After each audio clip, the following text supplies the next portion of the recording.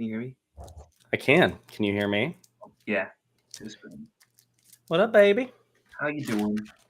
Well, I don't know if you heard, but that event we did was basically a low-key flu and COVID super spreader. Oh, really? Yeah, really. Jeez. Yeah. So Destiny was sick, and then we made out. No, I'm just kidding. Yeah, true. Well, I don't kiss and tell, but a bunch of us got sick. It was bananas. It was. You got sick too? Oh yeah. I got messed up bad. Oh, jeez. Yeah. So got home Monday afternoon. Mm-hmm. And then Jordan wasn't flying back until the next day. And yeah, Wyatt says ultra spreader. He's not kidding. He was probably one of the 175 that was waylaid by the flu or COVID. Jeez. No, I don't know if it was 175, but it was dozens and dozens of people. So anyway, got home Monday afternoon, and Jordan wasn't flying out until Tuesday morning. Mm-hmm. So we met some friends locally out for dinner and drinks. He went to the airport the next morning. I work from home, so I was working from home, and I felt kind of tired, but yeah, I didn't sleep well at the hotel anyway, and late nights, and constantly on your feet, whatever. Then Tuesday night, I was like, "Oh, this isn't good." And I took my temperature at 11. It was 102, and it stayed about 102 until Friday morning. Wow. Chills, fatigue, very little congestion, but I've got a bit of a cough. Gotcha. And so did you? And no. Wow. No, yeah. So I didn't feel anything. Shelby didn't feel anything. We went with a couple friends too. All asked to see if some of the guys, because I brought a friend of mine. I don't think you ever met, and then there were two. Is this the friend that you were talking about? Like, you're like, dude, you need to meet my friend. I brought this friend, and then I never met your friend. Yeah, because you were out networking with Destiny or whatever, just having a little dinner while I was, listen, it's fine. But he could only be there for like one day, and then I had two people who followed me on TikTok who came. Which was super great. Here we go. Hang on, before we go any further, yeah, do you want to brag about the disparity in the follower count? I wasn't going to bring that up, but I can tell that you're self-conscious about it. I can tell you're self-conscious about it. No, I mean, you just bring it up every time you have an opportunity. I would beg anyone who is checking the tape, who brought up the disparity between TikTok You just said it right there. You're just talking about the disparity. True. You're like, if anyone could check the tape, I would dare anyone to find... Anytime I reference the colossal disparity between Rum1n8, this obscure TikToker, and myself. Yeah. True. It is. Thanks, cold. Wyatt. It is cold, dick. And that's why we're not really that good friends, honestly. Well, no, you don't introduce me to your friends. I introduce you to my friends. Oh, really? Yeah, really. I don't 100% really. No, you absolutely do. Yeah, 100%.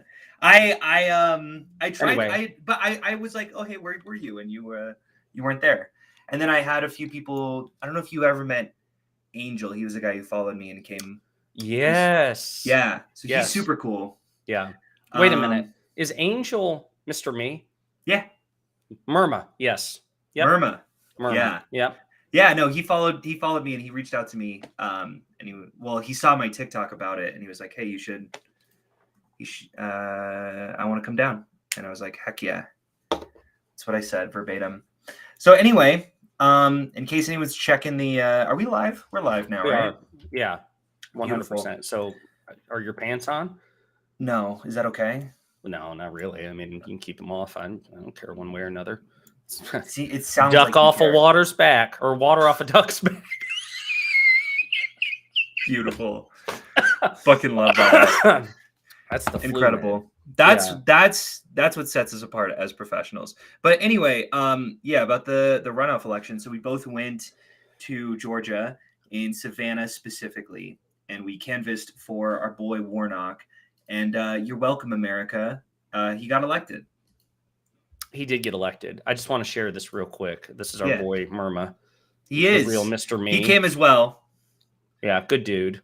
Yeah, Good dude. super solid guy. We'll just go ahead and get this out of the way for your benefit. Okay, so I have 20.3 thousand followers. Okay, and Staxioms here. Yeah. No, it's fine, buddy. So Staxioms here has 27.9, practically 28. And as a matter of fact, 28 really rounds to 30. Yeah. And 30 rounds to 50. 40. Oh, okay, sure. Yeah. Sure. So twice is almost more than twice. Basically. More than twice.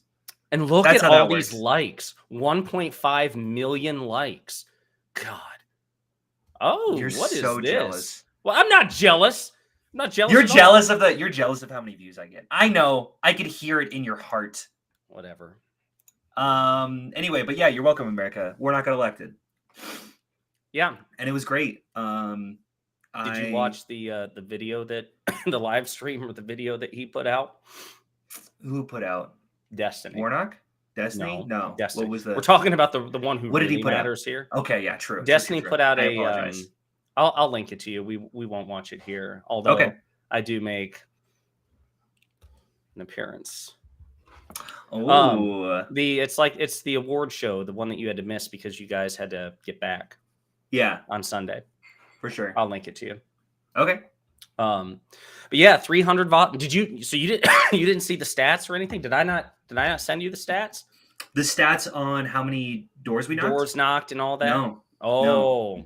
I feel like I knocked legitimately like 200 doors. It was insane. He didn't knock a single door, guys. That is true. So what was funny was he sat in the back of his limousine and made the rest of us, made my friend Jordan, made his girlfriend. And I just run out, scurry around, knocking on doors where he was sipping. Was it champagne? It was cognac. Yeah. Radical Coder in the house. Okay. You remember Radical, right? From okay. Yeah, he came on our debate, right?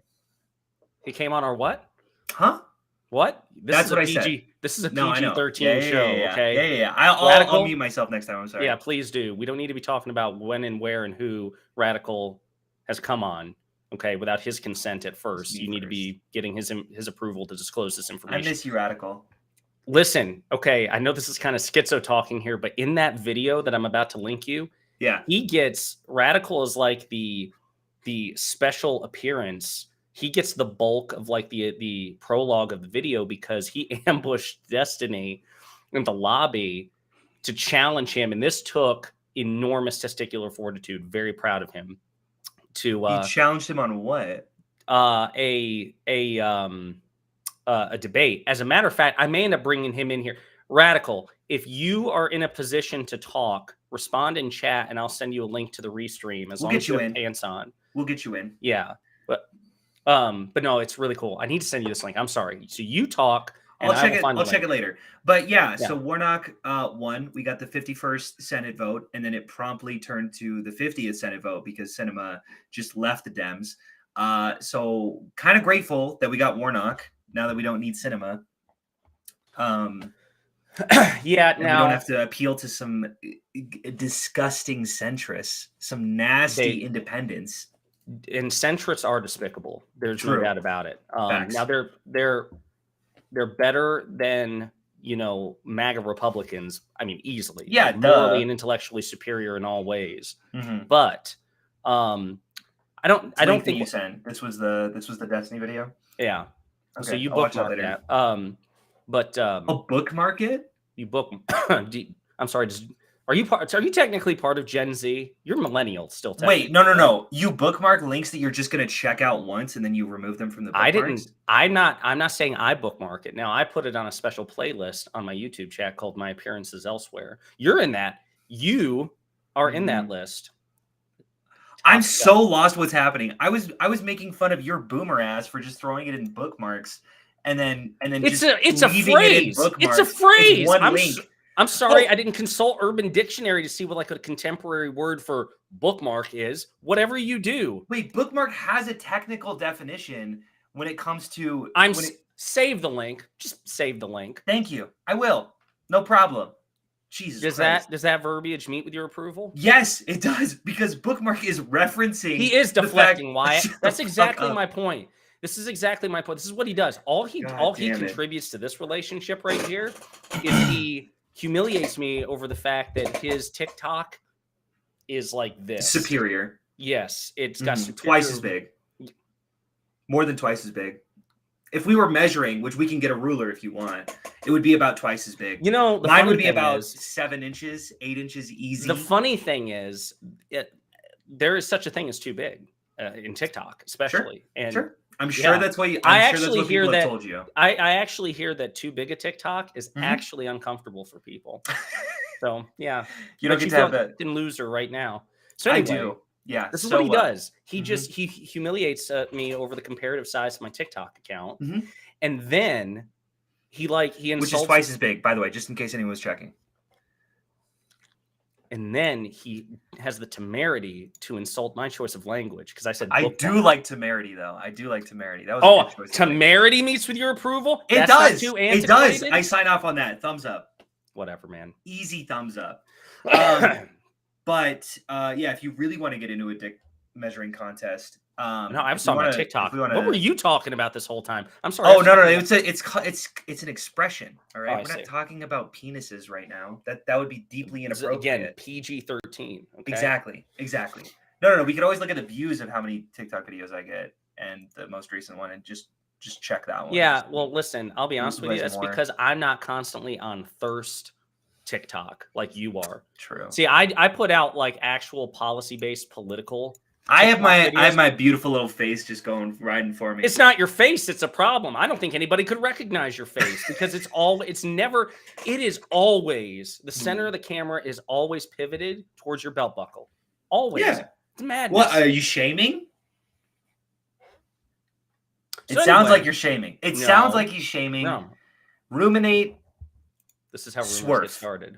I'm calling you out. So, what I will say about Kyrsten Sinema, because you did say this earlier. Yeah.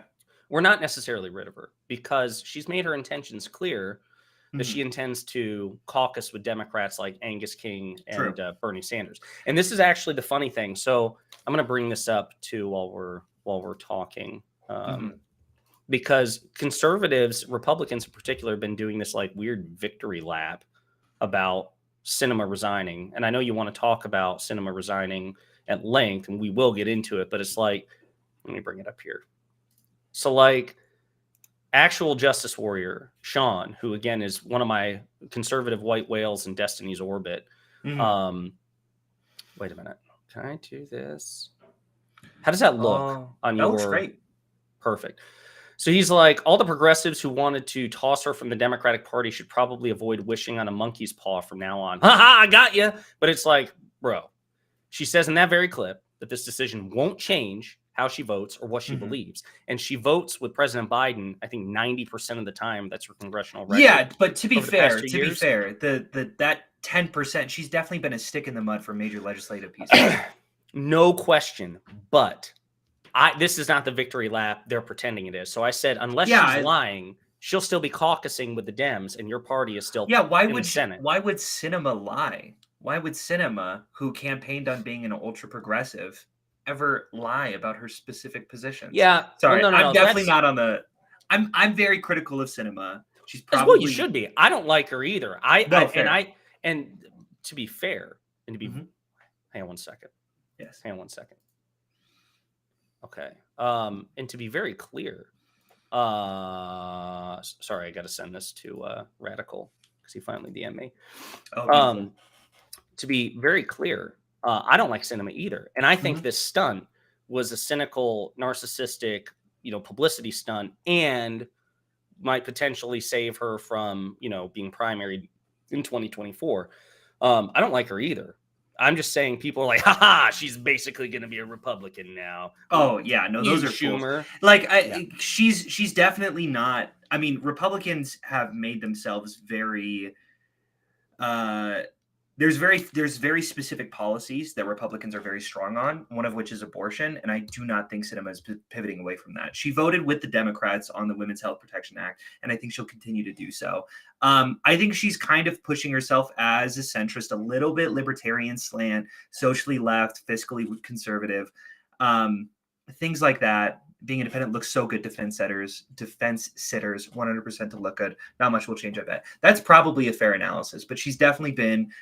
I think she's kind of acted as an independent over the last.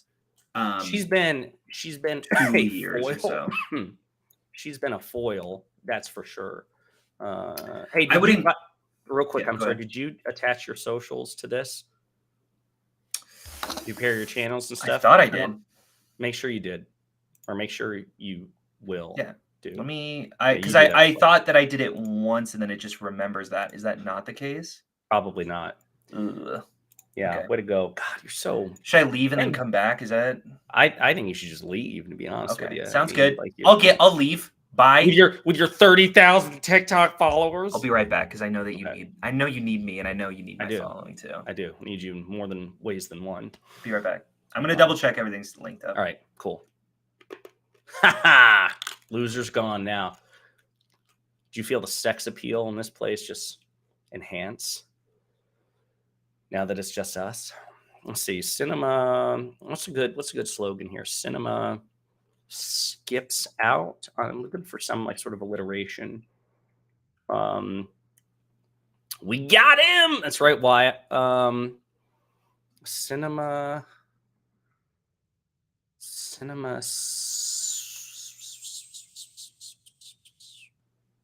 Hello. Hey. It didn't proc. It didn't ask for a. How'd you do it last time? It just asked me, and I think it remembered who I am. So I'm gonna check my Twitch. Well, an esteemed TikTok celebrity of your caliber, it might very well. Facts. Very true. I'm trying to come up with a good lower third about Sinema leaving, so like people see what we're talking about, but I'm blanking on it. Sinema skips out on Dems. Sinema.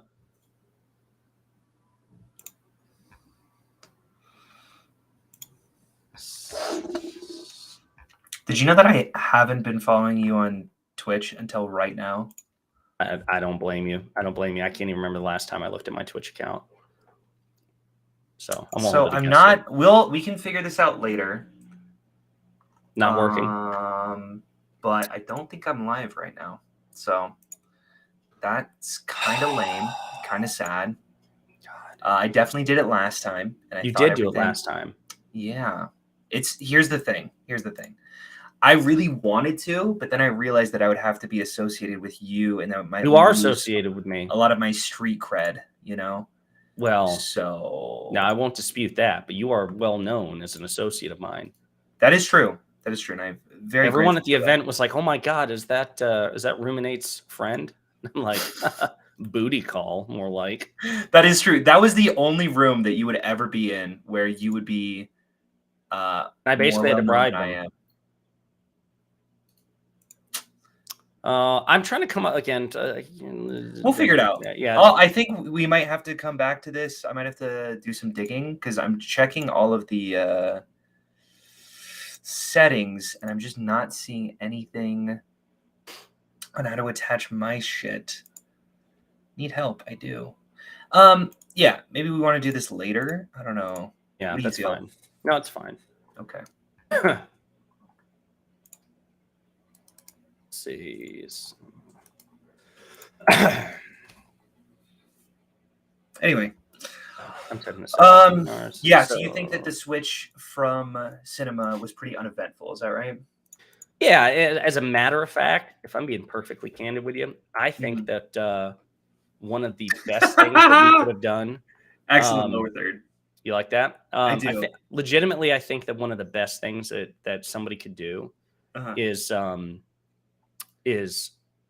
to not comment on it. I mean, obviously, news outlets have to, and conservative news outlets are definitely going to, because they're going to try to spin this as she's leaving the Democratic Party because, you know, she doesn't like the current administration or the current direction, even though she's probably going to vote with them 90% of the time. Just as an example, two random people who are semi-big on TikTok and who have a podcast or stream every Monday probably shouldn't be talking about this. Is that right?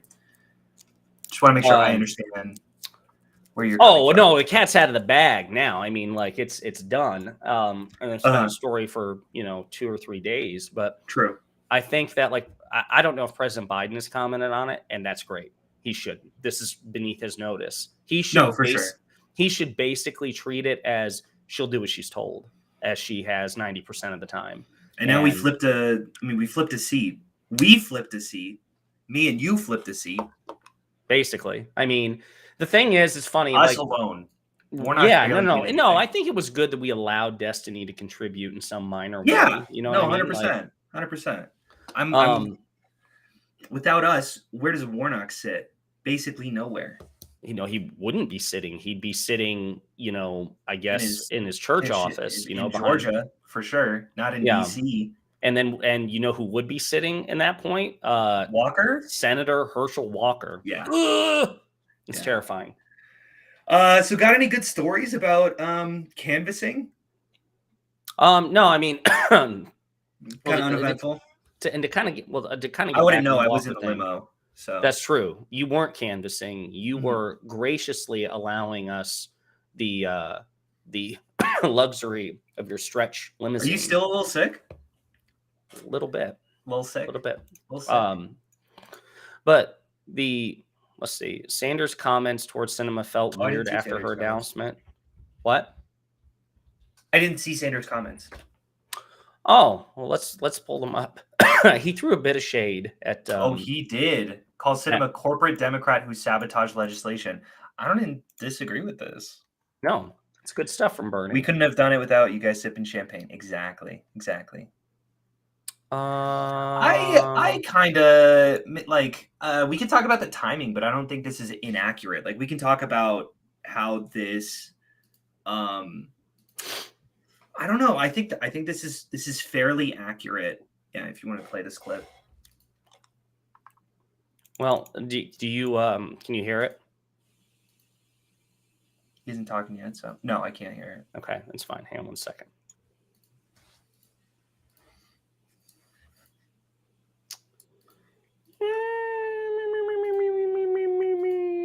True. What about you are an independent? She is now the third official independent of the U.S. Senate, joining you and Angus King of Maine. What do you think of her decision and also what you just heard in her interview with Jake? I don't want to spend a whole lot of time on Senator Sinema. She has her reasons.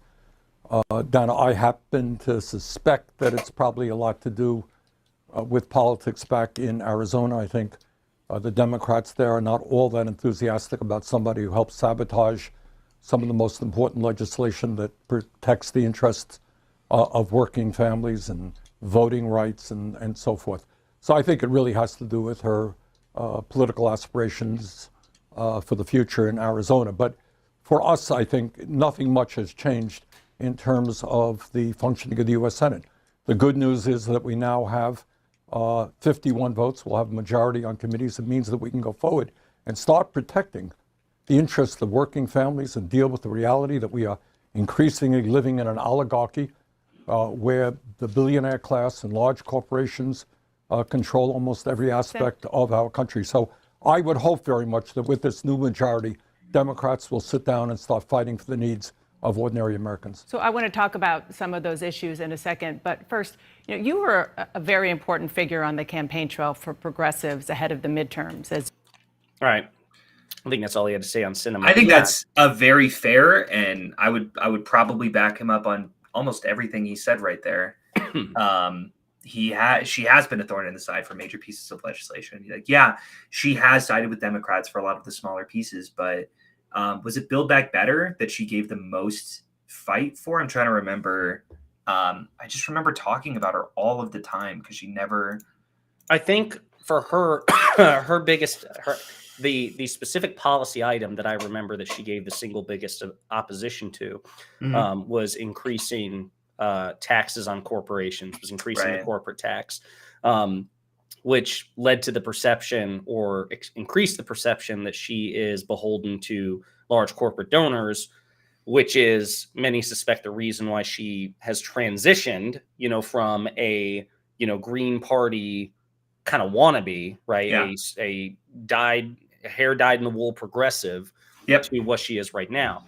Now, I think that the way that Bernie addressed her, I think this is the correct tenor in which to do it. It's not harsh, but it's not, there's no BS there. It's just kind of firm. She has her cynical reasons to do this politically. She would absolutely be primaried in 2024 because, as you say, even though she votes overwhelmingly with President Biden's agenda, that 10% that she fights him on, is like optically, rhetorically, and in terms of time, effort, energy, and political capital, is a nightmare that she puts the Democratic Party through. And she's incredibly unpopular in a purple state. So why not get rid of her? Now that she's registered independent, she's not really going to be, I mean, she can't be primaried from a Democratic perspective. And she could conceivably split the vote. But the tenor that he addresses, with which he addresses her, kind of like, I really don't want to spend a lot of time on it. Here are her cynical reasons. It's also a publicity stunt because she's a narcissist. So she waits until, Staxioms and Rum1n8 win Georgia for the Democratic Party with some minor assistance from President Obama and Destiny and, like these side characters. Warnock. But she waits basically until the dust settles and then, haha, I'm leaving. Okay. Yeah. No, 100% agree. But yeah, the fact that she's probably going to still be siding with Biden over the majority of issues definitely leads to a lot more progressive legislation for this half of Biden's term, which is surprising. Honestly, you don't get that from a lot of presidents where you have more room legislatively in the legislation part in the legislative body to get more progressive things through. Usually the incumbent president doesn't get the midterms to side with him.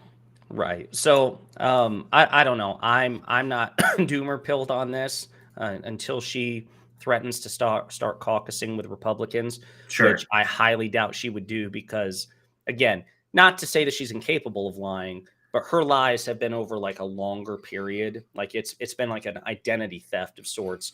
But she doesn't appeal to Republicans like at all. Like, no, even the things that she still stands on, like those are very, very like antithetical to a lot of the Republican Party. Right. And there's no loyalty there. I mean, they would absolutely, like, there's some people who are like, well, what if she switches parties? I'm like, they'll also primary her in 2024. Yeah, true. Because she has no support anywhere then. Right. So I'm not too worried about it. And again, I guess I keep going back to she's a narcissist. And I think that powerful people in particular, people like the president, people like Bernie Sanders and Majority Leader Schumer and people like that, I think they should be very careful about how they engage with this. Like, you don't want to piss her off. You don't want to insult her, berate her, mock her, to do anything that might scare her towards the right. But I also don't think that, you need to clutch your pearls over it. I just think you treat it as a thing. Yep. 100%. I think it's fair to say she's been a thorn in the side of Biden for some pretty large legislations, but yeah, addressing it. We've got Radical Coder here, by the way. Hey, how's it going? Were you at were you in Georgia? I don't know if I remember. I was in Georgia. Gotcha. Did we? I don't think we interacted much. Gotcha. Oh, I thought you did interact. I don't think so. No, I don't think so. I don't recognize him. That's super awkward because I thought you guys had become like besties or whatnot. I thought I introduced you guys. No, it's fine. Maybe because briefly, I remember you saying that you introduced me to your friends, and now Radical Coder is here to disprove me. Yeah, thanks, Radical. Appreciate that, buddy. Made a liar. I'm here. Well, I mean, it's not my fault if you're telling half truths. I got to come in here and correct the record. I apologize. Yeah, exactly. Someone's got to do it. I Facts over appreciate feels. It. Exactly. So what were you? You said that something about the Destiny video about. Oh yeah. He was cool. Why primary guest star in it. Actually, before we get into that though, Radical, what did you think of the Georgia event? Kind of like how Stax asked me, your general thoughts before you get into the main event. It was a lot of fun. It was really cool. I got COVID. I feel terrible. Well, I feel a lot better right now than I did over the past few days. But it kind of worries me that so many people got sick. But other than that, it was really fun. It was cool to be a part of. I had a good time, met a lot of interesting people. Yeah, And it's some, really cool. you know, you didn't meet some interesting people as well. I met 'That's You some met really the most interesting people. There was a lot of interesting people that I didn't meet. That's true. Apparently, All the people as you we're needed finding to out. meet. No, all the people you needed to meet, you met. Okay, don't worry about That's it. quite true. Yeah, I'm glad I don't know how I slipped past. Probably because I just stayed in the limo the whole time. Is how I avoided the COVID. Just sipping my margaritas. It's pretty nice. But yeah, I got. It was a great event. I probably got, like, there were a few people who I know, or it definitely felt like they weren't going to vote until I talked to them, and that's a really cool feeling to feel like, to see your influence sort of spread out, because you always feel like, oh, it's just one vote in 300 million, and now it kind of feels like, oh, now it's like more like 3 or 4 or 5 votes, and yeah, like, influence definitely matters, especially in a democracy. It's really cool to see that manifest. Hello, Apex. Good to see you, friend. No, I think that sentiment there is true, Hunter. I mean, at the end of the day, the fact of the matter is that I actually enjoyed. So I did canvassing with Maya's group, Progress Libs or Progressive Victory, and that was the first time I'd done it in like 4 years, and it was actually a lot of fun. I didn't think it would be. I was going to do it anyway, just because I felt it was like civic duty. And especially if you're like the three of us and you guys never shut up about politics, I feel like you got to, put feet to the ground, and put your money where your mouth is. 100%. But it was good. Like, it really was. It was fun because it was also kind of like a bit of I don't want to say an adrenaline rush, because that might seem counterintuitive, but like the prospect that every time you knock on a door, somebody may answer, probably not, but somebody may answer, and you would have to quickly try to make a sales pitch, and there was like a challenge there. Now the upshot is, because it's so iterative and there were so many doors on which to knock, if you put your foot in your mouth, which I mean I did a couple of times, I'm sure I was like, happy morning, how is you, or whatever. I'm sure I like screwed up words. The good news is you can go to the next door, like they're never going to see you again. So it was a lot of fun. Now, when you say you inspired people to vote, do you mean for Warnock or? No, I basically was like, hey, who are you going to vote for? And they're like, I don't know. I'm really leaning on, kind of interested in Walker. And I was like, okay, great. And then I told them where to vote. And I told them everything that's great about Herschel Walker, and then they stepped aside. That was a long conversation, I expect, if you're listing his many great qualities. Exactly. And that's why, it was a great event. It was a great event. I got a lot of people out for Walker. Shut up, Jordan. Jordan says you got close to saying Walker instead of Warnock a few times. Probably. True. Probably. Yeah, we tried hard, but Warnock still got in there somehow after all of our efforts. Really frustrating, honestly, but maybe next time. No, but yeah, there was this really cool like Vietnamese couple who like barely spoke any English, who like voted before, but like clearly didn't interact a lot with like their community, and like telling them about the runoff was really cool, because it seems like they had heard about it, but they didn't really know where exactly to go. So there was a lot of situations like that was really fun and interesting and good. Did you have any bad experiences there, Radical? Not really, honestly. It was a really good weekend. I had getting COVID, the aftermath, like, no, I had a really good time. Like, honestly, the whole time I was just chilling. I had a lot of fun. Okay. Don't have much now, to complain about. The main event. Okay. Tell us all about it, Radical. You versus Destiny. Oh, that's right. Yes, you challenged him in the hallway while he was just wandering around. No. It wasn't like that. They were getting clipboards and things ready for the next day. And I walked down and I was just hanging out in that area. I was like, hey, is there anything I can do to help out? And they were like, oh, we're working on these clipboards. I was like, okay.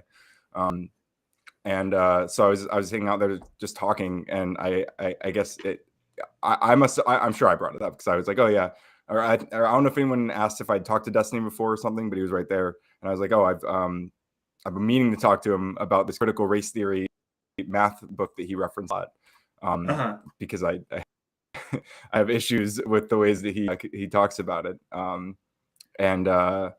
and so, I mean, he was right there, so we started talking about it. And I explained my case. For I guess to back up, the way that he's talked about this book quite a few times now, was saying that like it suggests that like Black kids need to learn math differently or something, and like because it's about dismantling racism in mathematics education, and Mhm. I don't think it says that Black kids need to run around or learn differently, but it does say things like incorporate movement in the classroom. And it does say things like white supremacy culture manifests in class when XYZ happens, and uses language like this that Destiny thinks is kind of cringe, and can be problematic in manifestation. And I think that it's useful language that has there's reasons that language is being used, and I think that it is I guess provocative. But I think with the like the academic language that's backing it, I think is again like there's good reasons for it. And I think it's useful. Do you think that he's just being a little too harsh on it, or would you actually stand by? Like, do you think it's a little cringy or maybe a little bad in some cases, but you just think he harps on it too much, or would you kind of stand by a lot of pretty much everything that is in the book? And I haven't read this. I'm just curious. Yeah. I don't know if I'd stand by absolutely like everything in the book, but I think in general, I think that it can be kind of cringy, probably. I think I mentioned like in the video that like a lot of the manifestations of stuff like this might be kind of problematic. I mentioned like a lot of like probably most teachers, I think in the US are like white women who might not have like the best like takes on racial issues, which are complicated and nuanced and like need space. But I think that's kind of like inevitable. I mean that should be the goal then. We should be working to make people better at engaging with this stuff and better at adapt helping make people's education experiences like better, engaging their experiences in a way. Like, I mean, one of the things it talks about is like showing like focusing and centering like mathematicians of color and stuff like this, which I think are really useful because it can be like really inspiring to young students who might not see themselves represented in like a lot of classroom settings. So yeah, I don't know.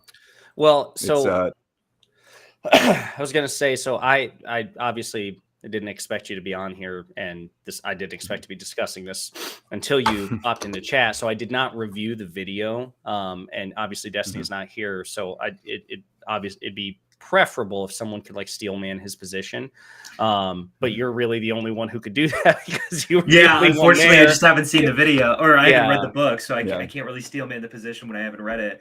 But yeah, I think it's fair to say that, you know, when we're talking about CRT, or just, I mean, I guess that's a term that conservatives have kind of co-opted. So maybe calling it something else might be fair.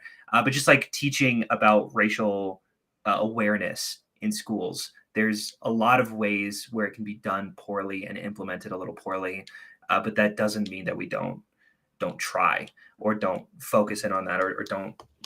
Yeah, it's a nuanced conversation. So I think that makes a lot of sense.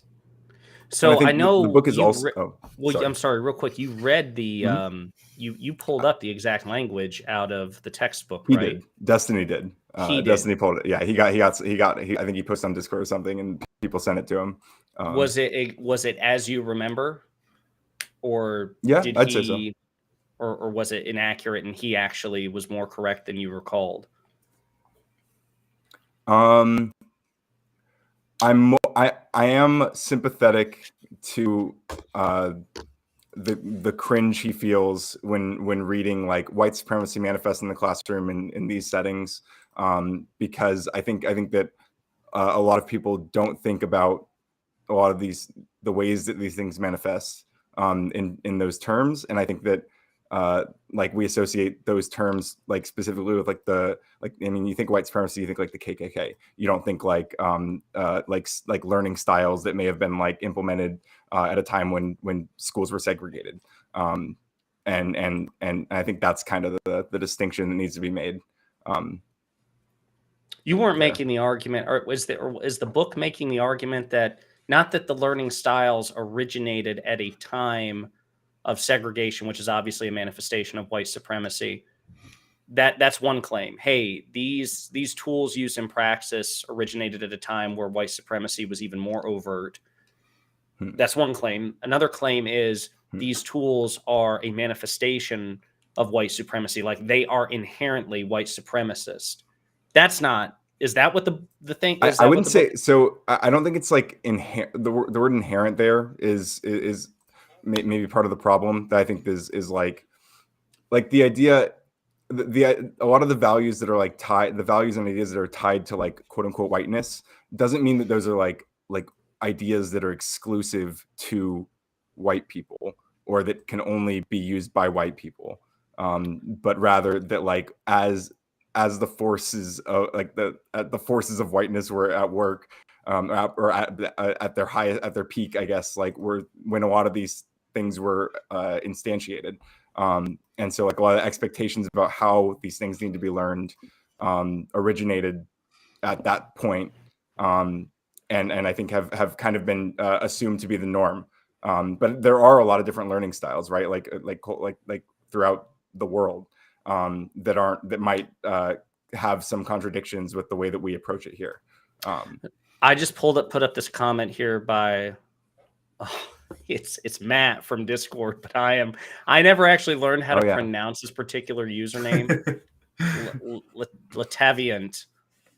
Okay, that Hunter, how do you pronounce this? You nailed it. Guy. No, you did great. Wait, is that a D&D reference? It probably is. I don't know. I don't know. He sounds like an archmage or something. Okay, I'm sorry. So he says, if I had to paraphrase, Destiny's position is that there are no big differences between races. So talking about how math is being taught currently as white supremacist is weird.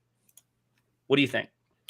So I'll go ahead, because I have this conversation a lot, because I talk to a lot of conservatives specifically about that MLK quote that basically is the only thing that anyone has ever heard from MLK, which is that, we should treat people by the content of the character, not the color of their skin, right? And I think that is absolutely the outcome or the end goal, right? Like in the future, absolutely race should not matter, but we don't get to just not talk about race right now when the outcomes still are showing that Black people are still so much more poor on average than white people. And that doesn't mean that we get to just exclude talking about race just because the races are basic, like just because every human is the same. Does that make sense? I don't know if I was totally stumbling over my words right there.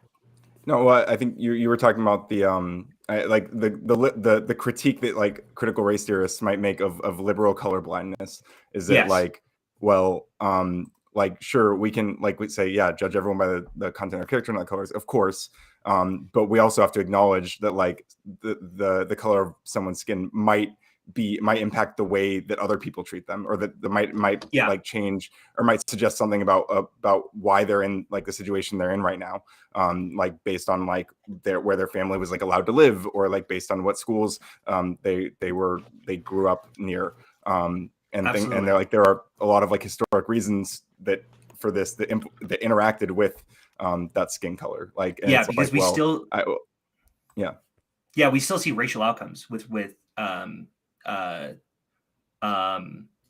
redlining. Even though redlining, it doesn't exist anymore, we still see these outcomes with zoning regulations and the way that communities are built still segregated. Even though those laws aren't necessarily there, that doesn't mean that those outcomes still are present. So talking about that, and that is important, and that doesn't mean that we're not treating people respectfully or that we aren't valuing people on the content of their character. We also still have to acknowledge the racial discrepancy and disparity that has existed since the inception of this country. Well, and again, so especially because I'm doing host duties too, so it's a little multitasking there, but I want to make sure I understand correctly the nature of Destiny's complaint, especially based on what Lataviant It's not a D&D phrase. I definitely Leviathan. Yes, What he that said. is, yeah.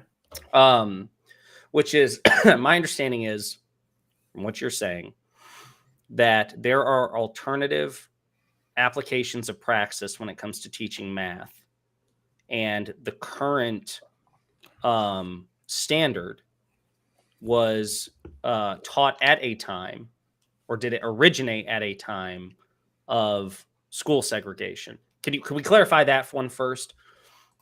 Yeah, I mean, I would say that it was established at that time, and that there are implications of like it's become so normalized that like we associate there's a comment on, because I re-uploaded the first few minutes of Destiny's video, so I have it on my channel. And one of the comments I got was someone saying that they agree with Destiny, like, you know, teaching math normally isn't, or like teaching math a normal way isn't racist. And it's like, well, that sounds good. Like that sounds good on paper, but like, what's the normal way, and why is it the normal way? Yeah. And like, why, like, why aren't there these other other cultures influence on that? And what could be, you know, and what other ways can we engage with this material in ways that might be more engaging for the whole class and for everyone who might be trying to access this education. And what is the alternative way that was being proposed in the book? I would say it's based on a lot of, or it's a lot of things, but it's all based in another CRT, which is like culturally relevant teaching, I think. Is culturally relevant teaching, which is I think it's also been demonized, but I had a really good document that I posted in my Discord, I think. But yeah, just speaking a little bit about different ways to teach math, because I'm not too familiar with how that could influence race, but I have heard this really prevailing thought on like, oh, but why don't we just teach them normally, or like the way that I used to teach? And there's a lot of different ways that you can teach math, where you can teach math or how to do addition or multiplication, so that mental math or the understanding of math becomes more intuitive. Because like a lot of the classic ways of just like dividing and then moving through the numbers can be really unintuitive for people. Like they'll just follow the process without understanding it. But yeah, there's a lot to be said about the way that education is taught in the country, and the way that it can help, the way that it can change how some people think about the world. And I think reevaluating that is necessary and critical. And I'm curious about how race intersects in that way, because I'm not too familiar with it, but I'm obviously open to that idea, just considering, you know, what has occurred in this country and when a lot of these math methods occurred. And yeah, I don't know. So I guess so. I'm just was trying to type this out while we were talking. So again, the normal way math is taught came from a time when white supremacy was overt, e.g., segregation. Educators should be open to more culturally relevant methods to appeal to a greater number of ethnically diverse students or culturally diverse students, right? Mm-hmm. And the fact or the claim that the normal way is white supremacist comes in where? Is it when people say, no, we only need to do it the normal way? And then you respond, well, actually the normal way is white. Like, where does that come in? Yeah. So I have, this is the document I was referencing. It's about like, this document's actually specifically about white supremacy culture and classroom environments, basically. And it's listing like a bunch of things. But I really like this one sentence that describes like the point of this list, and saying the characteristics listed below are damaging because they are used as norms and standards without being proactively named or chosen by the group. They're damaging because they promote white supremacy thinking. They're damaging to both people of color and to white people. Organizations that are that people of color lead or are a majority of people of color can also demonstrate many damaging characteristics of white supremacy culture. So these things can manifest in like even in like largely Black spaces, you know. Like there's no like, but they're so deeply ingrained into our like education system. And so the idea is to like kind of challenge them. Well, on that subject, so again, you're an educator, I'm not. I'm also a straight white Do you guy work in who- education? Not like in the school system, but I do work. I teach like coding Very and cool. various other subjects. Yeah, mostly Gotcha. to like kids and teenagers, So, but adults so too. my question is, so you when you were reading that line, didn't it say from that line that you were reading that it teaches and normalizes white supremacy for the normal? They promote white supremacy thinking. Yeah, that's what it says about. Can I them ask damaging for how that reason. specifically? Yeah, I'm curious if an example of some of like racial outcomes that might exist from a certain way that you can teach. So I guess I could just look at like the first example they pull up is perfectionism. And it says like little appreciation expressed among people for the work that others are doing. Appreciation that is expressed usually directed to those who get most of the credit anyway. That one's probably a little dense to break down like live here, but more common is to point out either how the person or work is inadequate. So talking about like someone like treating mistakes as personal. So like as if they reflect badly on the person making them, as opposed to seeing them as an opportunity to grow. Okay, so I think that's where the confusion is for me, because the way I understood this was the example that one of the alternative examples, the alternative praxis methodologies that was recommended was incorporating movement, like Lataviant or Lataviant says.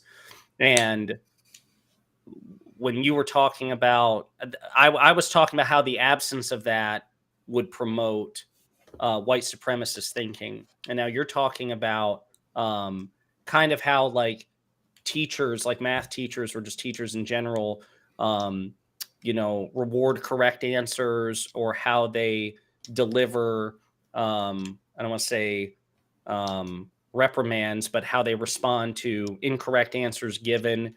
Like, to me, are we talking about different things here? Because to me, I agree with you that it probably not a good thing to overly personalize correct or incorrect responses from students in math. But I'm struggling to compute the racial component. Yeah, and incorporating movement and all of this. I'm not saying it's not there. It's just I don't understand. Yeah. Yeah. Is there any way you can like thread these needles a bit more? Yeah, because I think we could all agree that these seem like really positive movements. Things to be talking about with teachers is, ways to reward behavior so that kids don't get discouraged. That is a super important conversation to be had. And yeah, maybe I'm interested in what the racial component is, but maybe I'm not seeing it right now. So I think one of the things is like, what is race? Like, what are we talking about when we talk about race? And I think what we're talking about are at the end of the day, we're talking about not like real like categories of people that we can find, like not just like there's some immutable characteristic about someone that's their race, right? It's rooted in the way that their skin color is interacted with how like society treats them, I guess, or how society treats them, like based on that, right? So that's specifically what we're talking about. And then so with that in mind, I think that the way that these norms have been established and imposed without the consent or involvement historically of these other groups of people, or of certain groups of people, based on that, right? Like based on that interaction with their skin color, like they weren't part of constructing these, or they weren't like basically the norm was established without the input of oppressed minorities, and has continued to be the norm even after desegregation and assimilation. And okay, that I get. I don't know if I'm curious. Maybe I could play the part of the conservative here. Yeah. And we don't have to relitigate the entire debate if you don't want to. But I maybe don't understand if a specific idea or concept is created like I don't know, like we can argue that so much of the judicial system was existed or initiated fully with just white men, right? Mm-hmm. White rich men almost exclusively. But I don't think the idea of due process is an inherently white supremacist idea. And as long as we're including minorities into like as a part of due process, I don't want to throw the baby out with the bathwater when we talk about reconstructing conversations about race. Like I don't want to throw out due process just because it was created by a bunch of white guys. Does that make sense? Yeah, and I don't think the point here is to just throw out an idea that might have been imposed through whiteness. Can I ask a clarifying question to Stax's point? Would you call the notion of due process, as America understands it, not its implementation, but the theory of it? Because certainly African Americans, as well as other minorities, were not treated to due process for sure for much of America's tenure. But you wouldn't consider the notion of due process white supremacist, right?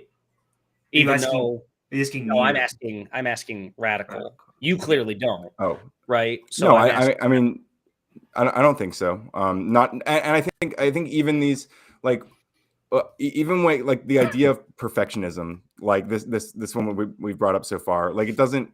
We're not saying that like this idea is intrinsically linked to like people having white skin. I agree, STV. Really, I'm not doing the best job explaining this. Bridging this part's kind of what I need to focus my energy on. If I'm going to talk to Destiny about this again. Sure. Yeah, like so it's not this idea is intrinsically tied to like having white skin. It's again like the particular ways that this value manifests. There are other ways to engage with these things, I guess, that weren't being considered at the time and aren't considered very well still. Sure, and I think still. No, totally understand. And I guess maybe I will play the part of the skeptic here, the little conservative, the steelman of destiny here.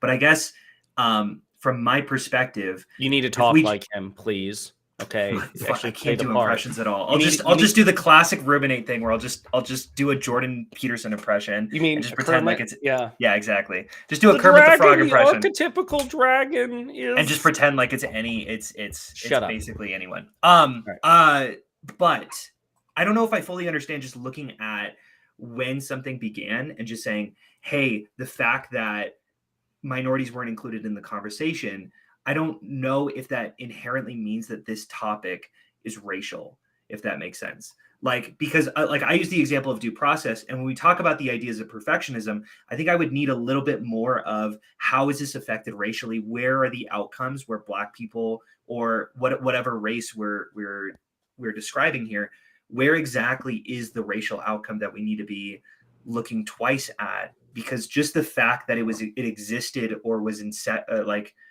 at a time of over white supremacy. Well, yeah, I don't think that necessarily means that. No, I agree. Okay. But if we look at education outcomes, in terms like in the educational disparities between races, then that seems like something that needs to be like managed. And like, how do we manage that? Well, like where does that come into play in the classroom, right? So like it's going to change. It's going to mean changing the way that we engage with the classroom.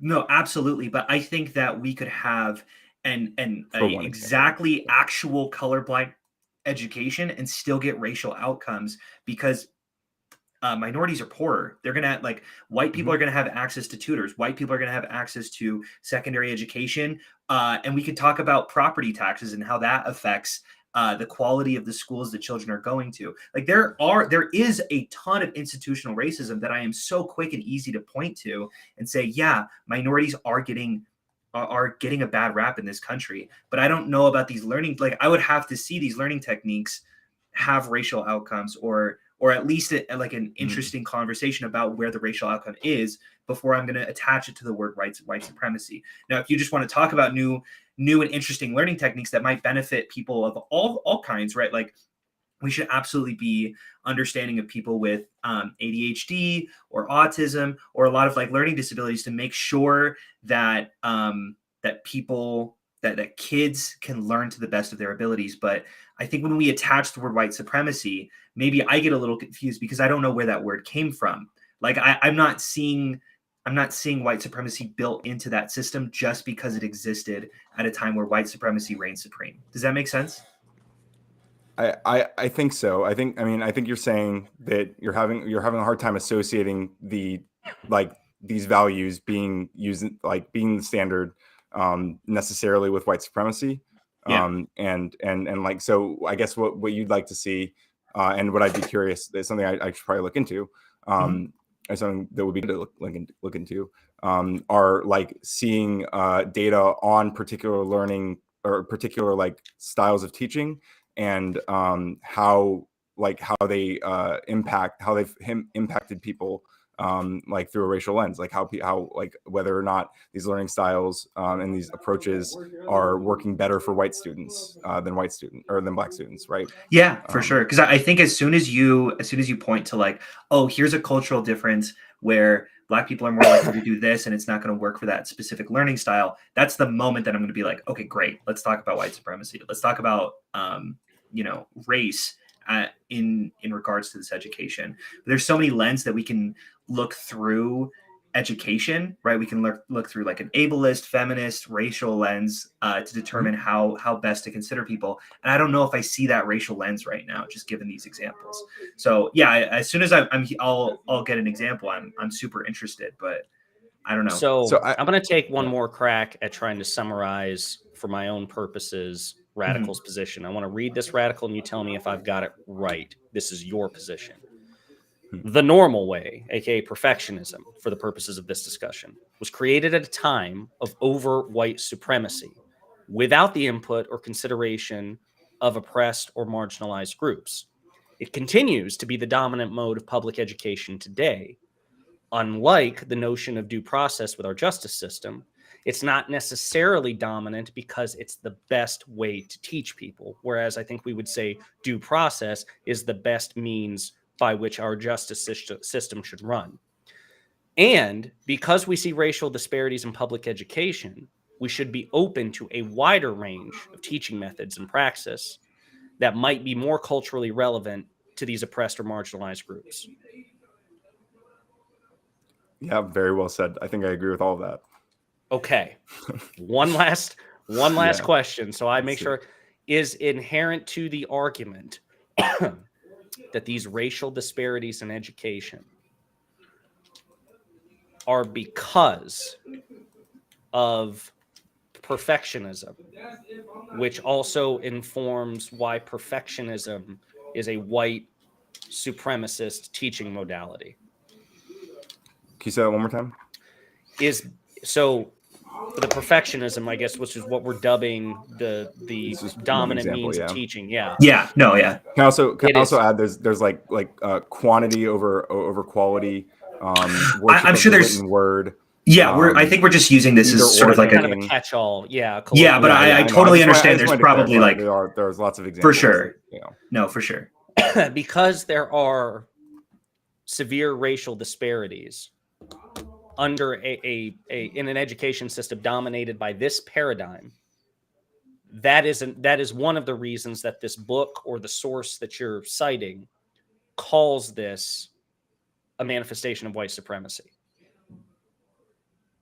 That's one of the is that one of the reasons why it's calling perfectionism, quantity over quality, a manifestations of white supremacy is in part because of the racial disparities in education under these paradigms? Yeah, I would say so. Yeah, I'm just still where I'm just still trying to pin down where the white supremacy thing kicks in.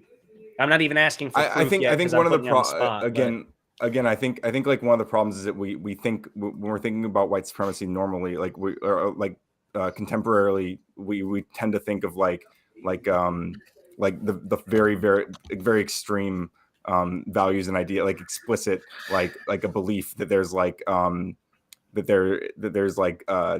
that there's one race that's better than another one, right? That white people. No, I totally understand. We think white supremacy, right? Yeah, but and I understand. Sorry. Yeah, go ahead. No, I totally understand what you're saying. And I think that there are absolutely white supremacist institutions when it comes to education. And I agree that there's not any, it's not like there's a KKK leader who's just heading the fucking school district and the president of the country. And in fact, most of these institutions, the people aren't even like overtly racist or even that much like we can point to property taxes, we can point to like as a extent of redlining, we can point to. Could we say that like if we see that like students of color are on average less engaged in the classroom with the material, yes, would that in and of itself like I mean obviously all those other things you mentioned could play a part into that. If you found that people of color were less engaged, well, I don't even know. I think that's a fact. I think that's like on like statistically. I think that's. I guess what I would say America is, from my perspective, I could point to a lot of other issues that are racially motivated. Like for example, kids not paying attention as much in school. We could say that very easily. We could show that minorities are more impoverished, and that impoverished houses are way more disruptive, I guess I could say, to a kid's learning experience.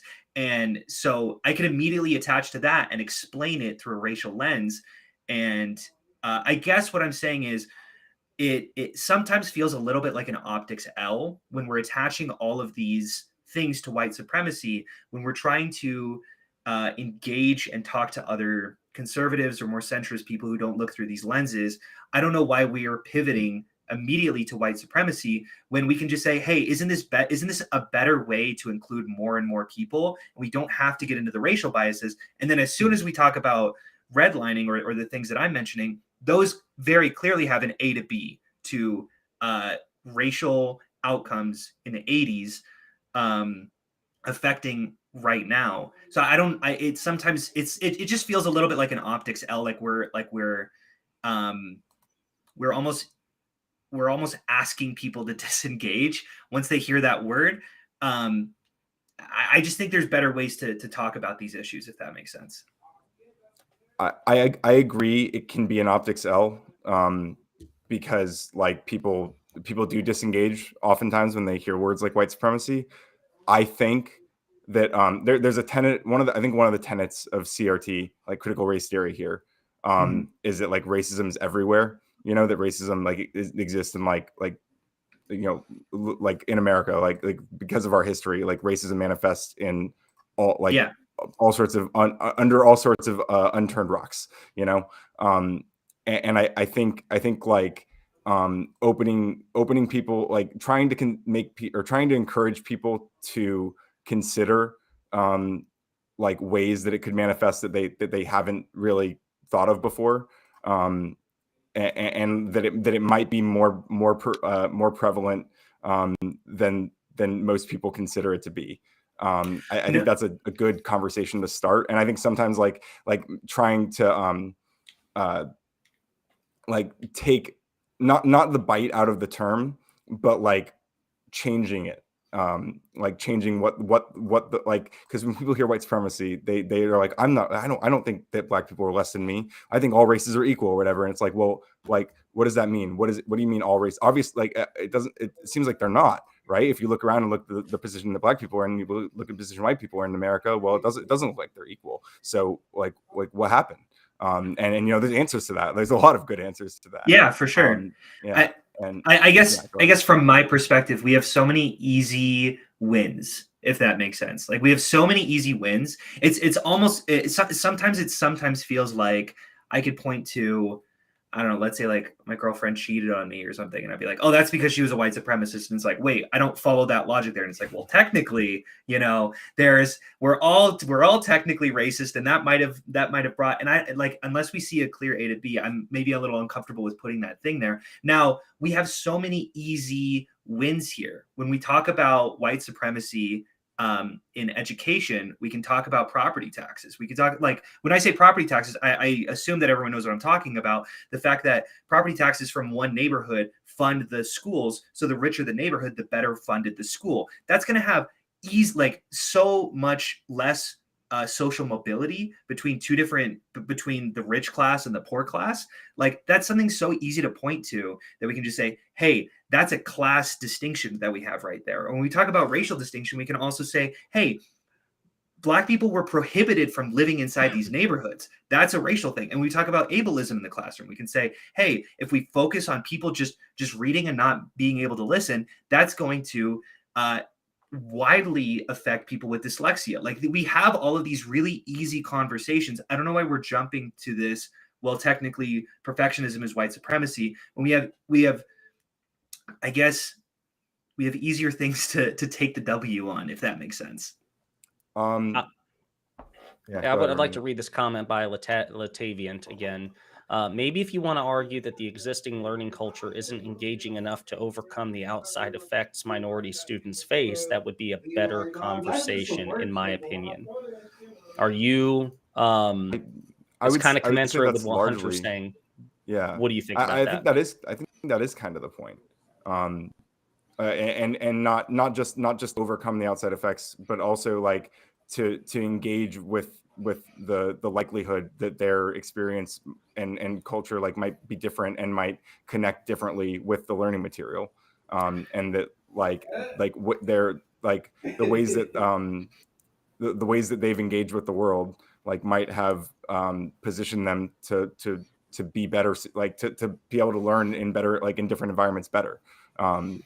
And not being given that opportunity, I think it can't be separated from the reasons why they were in that different position in the first place.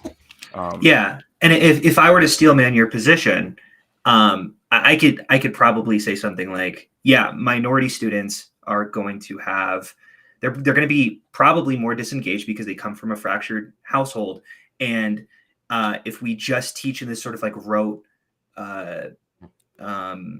way of teaching, right? You're going to further the distance that already existed once they stepped inside the classroom, and that can perpetuate a lot of racial outcomes. And I'm interested in having that conversation. I think that that's good that people are having that, and I don't think that the textbook is inherently bad at all.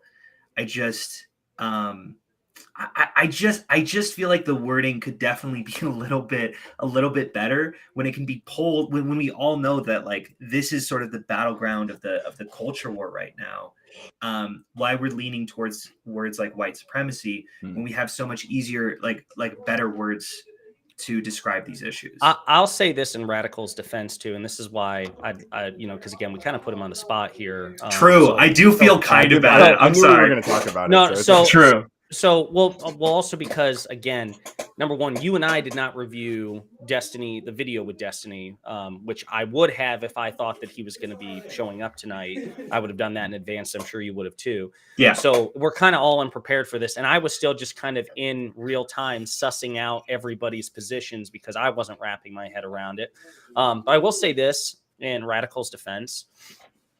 I mean, I see where you're coming from, Stax, on the idea that certain language is, in certain phrases, are too loaded, that they almost seem like an anchor around our neck.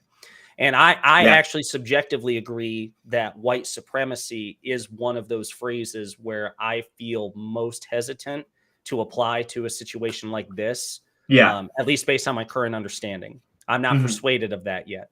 However, I'm also the guy who will argue with Destiny that the F word, the like fascist, because he'll say, he and others will say the same thing. Fascist just means everything now. We got to ditch that word. No.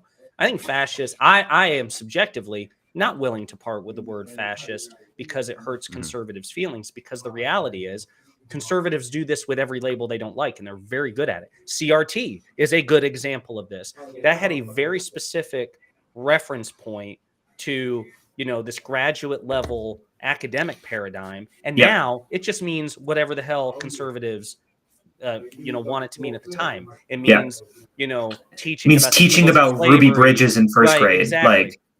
Exactly.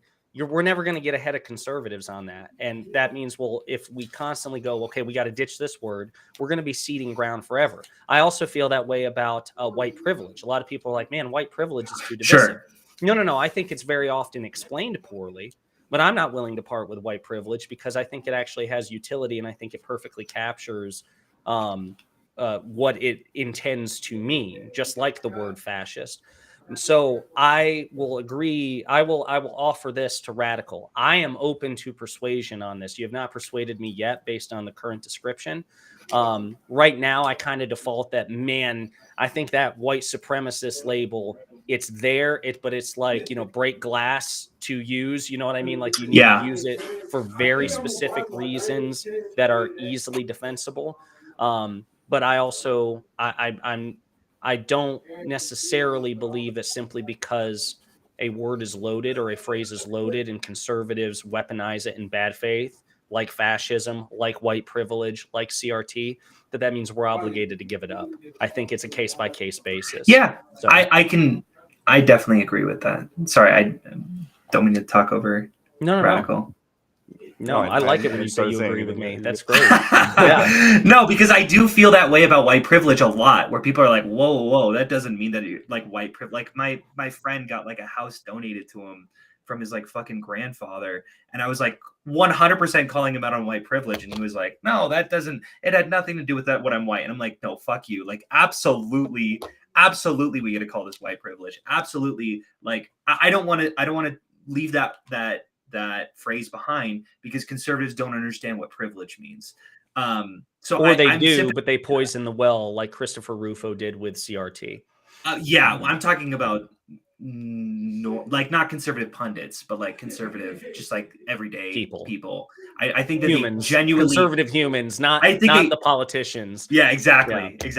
I think legitimately, like a lot of conservatives just genuinely don't understand how privilege functions or what that word means. And just because of that, I don't want to I don't want to abandon the word just because they don't understand it. So I can hear that argument, but yeah, I do think white supremacists, especially when we have a word like racism, which feels softer but still descriptive of what's occurring, works just as well. I don't know. I'm interested in because I feel like if you said these are racist ways of teaching, it feels less poignant. I might be able to agree and maybe get on your side. And maybe that's kind of lame of me for this entire thing to just be like on semantics on what word we're using. I don't think I realized that until I came to that conclusion. No, rhetorical effectiveness, I think, is absolutely worth discussing, and I don't think Radical would dispute that. Radical on this particular subject, because again, I know I'd actually like to put a pin on this so we can discuss it, after we've like reviewed the video and all this, and hopefully for your round 2 with Destiny. So I want to give you the final word on this particular tangent. Your debate with Destiny, perfectionism as a white supremacist modality or praxis of teaching. Go ahead and say your piece. Yeah. So first of all, I agree that some like small rhetorical tweaks can be like really valuable. So I mean, in terms of like racism instead of white supremacy, I mean, if we're talking about like American racialism, like we're kind of talking about white supremacy, like whether or not we want to say those words, like that's kind of the concept at play, right? Like that's what American racism is like fundamentally like rooted in. For sure, but I just think that there is a difference rhetorically between those two sentences, and I think a lot of people totally understand agree. Racism can be a lot more soft and subtle, and white supremacy maybe isn't as extreme as the KKK, but I think that you do make a fair point that I do think people think of the Klansmen with the hoods and the birth of the nation when they think white supremacy. And I'm willing to expand that definition, but I don't know if I'm willing to go so far to give it to just lasting institutions that don't make up for discrepancies in the classroom. If that makes sense. I think so. Yeah. I do think there's something to be said about like having conversations about like race and the impact of race and like the need to tiptoe around the feelings of white people. Is this kind of a pretty, I mean, it's a common, whether it's, I think it is like a real thing that has to be grappled with. But I would argue that's also like part of the problem. I'm gonna sure. Well, hang on. So Sorry, we need to put a pin in this, Sure, because fair. I'm really not. I'm not. I created like a sub channel in my Discord just to focus on like learning more about these like the way that these concepts manifested here, just so I can like, I mean, maybe at the end of it, I'll come out thinking that that we shouldn't use these terms. But like right now, like the reason that I'm so the reason I've given so much I guess so much ground to it, or so much consideration to it, is that like I'm not the one who's like saying that we should use these things, right? Like these are all, this is like from the Minnesota Historical Society's Department of Inclusion and Community Engagement, and I just, it's also rooted in other like dismantling racism workbooks that have existed for a long time, and established through the fields that that established this kind of literature. And like critical race theory and critical or I'm sorry, culturally responsive teaching and stuff. And I'm pretty comfortable assuming that there's probably more there's probably good reasons that the people who worked on all these things chose the language they did. And I mean, like, say as an online person, like, oh well, I think these words would be better. These words would be more rhetorically effective, in and when I'm even when I'm having conversations with conservatives, they might be. But like I don't feel as comfortable saying that like the language in these books and the language by these people who their lives is dedicated to resolving these problems in the classroom. Is that people on your stream in the background? No, absolutely not. I think it's oh, it might be me actually. I just heard people in the background. I'm sorry. No. So I think my roommate's got people over. No, it's okay. So Staxioms, one thing you have to learn about him. So he actually lives in the back of a strip club, which is his day job. Primarily. They're all dancing back there. Yeah. So anyway, I'm sorry. Yeah. So I mean, I was just saying, I don't think I'm comfortable like assuming that like there's not like pretty well thought out like these people haven't considered that these words are inflammatory, like I believe that they're aware of that, and they choose to use these words because this is what the information they're trying to get across is better served by using this language in the context they're using it. And that's what I kind of choose to believe this. I'm defaulting to this, I guess, and I should I will as I do more research, maybe I'll come to a different conclusion. But yeah, I'm willing to give that benefit of the doubt here, and yeah, that's kind of my no piece. Man, listen, I appreciate that, because again, this was completely out of left field, and I was like, man, the more I'm talking about this, the more I actually don't understand what the debate was about in the first place. I think it's cool that you had it, number one, and that it was the lead in to the Georgia Canvassing Award show, which again, Stax dipped out on because he's a snob like that. He's like that guy who leaves the party early because no, exactly. I knew I wasn't going to win, so I didn't want to get some participation trophies or anything like that. I'm there to celebrate me and me alone, and because that didn't happen, I decided to dip. There were other people there. It wasn't just about you. Exactly. That's why I left. Are you planning on like, what was the tenor as far as like a follow-up conversation with him? Did he say just like to reach out to you, or are you just going to proactively do it anyway? Well, good. I mean, I stood in line to get my my certified base certificate, and I mentioned to him up there, I was like, we should talk about CRT again, and then I sent him a friend request on Discord, and he's accepted that, so we're buddies now. Good, man. And I mentioned to him that I wanted to have a follow-up, but I am grappling with the fallout of COVID, so I'm assuming sometime in the next couple of weeks I'll get the opportunity to pop on there and kind of explore this more. For sure. And I hope you don't feel put on the spot. Sorry for just throwing you in here and then kind of challenging you. No. Yeah. I mean, I need to be pushed on it, like I want to be, because that's kind of how I learn more and like find the holes in my my understanding. So yeah, for sure. And I would advise, when you do have your conversation with Destiny, don't look at chat.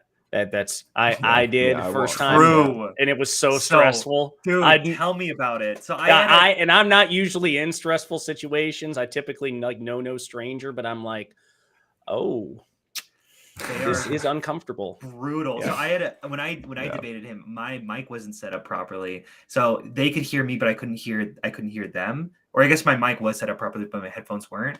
And like I was like freaking out for a little while because I'm like, oh, how the fuck did I mess up these settings? I just checked them, and I was like looking, and I saw the chat just be like, there were like 20 comments about how this motherfucker doesn't know how to use debate. Don't get this retard off of here. And I'm like, Jesus Christ.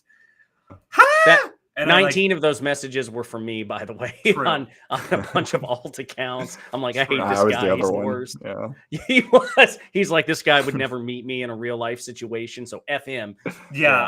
I minimized the chat after about 2 seconds, and that was a good decision.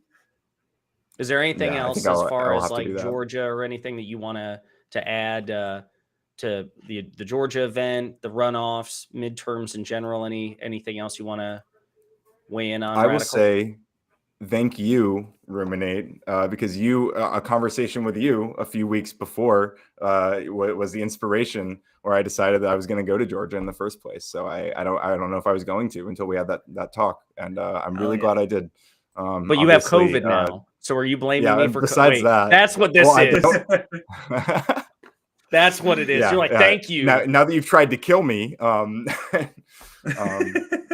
look, the main but I mean, obviously, obviously, it's turned into a pretty cool moment for me and my engagement online. I've kind of been battling in the trenches with what I describe as Destiny's Rogues Gallery for the past like couple of years, on and off. So it's interesting to be more in the spotlight of people who actually enjoy progressive content. But I met a ton of interesting people there at the canvassing event. I think I got like 20 subscribers over the weekend. Right? I did. You went out to like Saturday night and Sunday night and all that. Yeah, pretty much every night I went out and hung out with people. And well, I guess Saturday night I ended up like playing Smash in one person's room and meeting a bunch of cool people there. I got second place in that tournament, which was fun. By the way, I'm good at Smash. Who would believe it? That was actually the first thing you're telling me ever said to me. Tall, white, quirky-looking man in his 20s is good at Smash. I'm 30, actually. Oh, okay. I'm so sorry. Damn. Yeah. All right. He's like got that youth vote. But that's funny because Hunter, the first time he ever slid into my DMs, he also said he was good at smashing. I don't think he was referring to it wasn't about Super Smash Bros. No. Yeah. I was like, oh my God, you love Mario? And he's like, who the hell is Mario? Who the fuck is Mario? Exactly. Yeah. I play Captain Falcon. Verbatim. So Falcon Punch? Is that a thing? Or is that that's the move that I was talking about. I think there's a donkey punch. I don't think there's a falcon punch. I think I might be. That's a little bit different. Yeah. Slightly. Very slightly. But no, man, I'm glad you had a great time.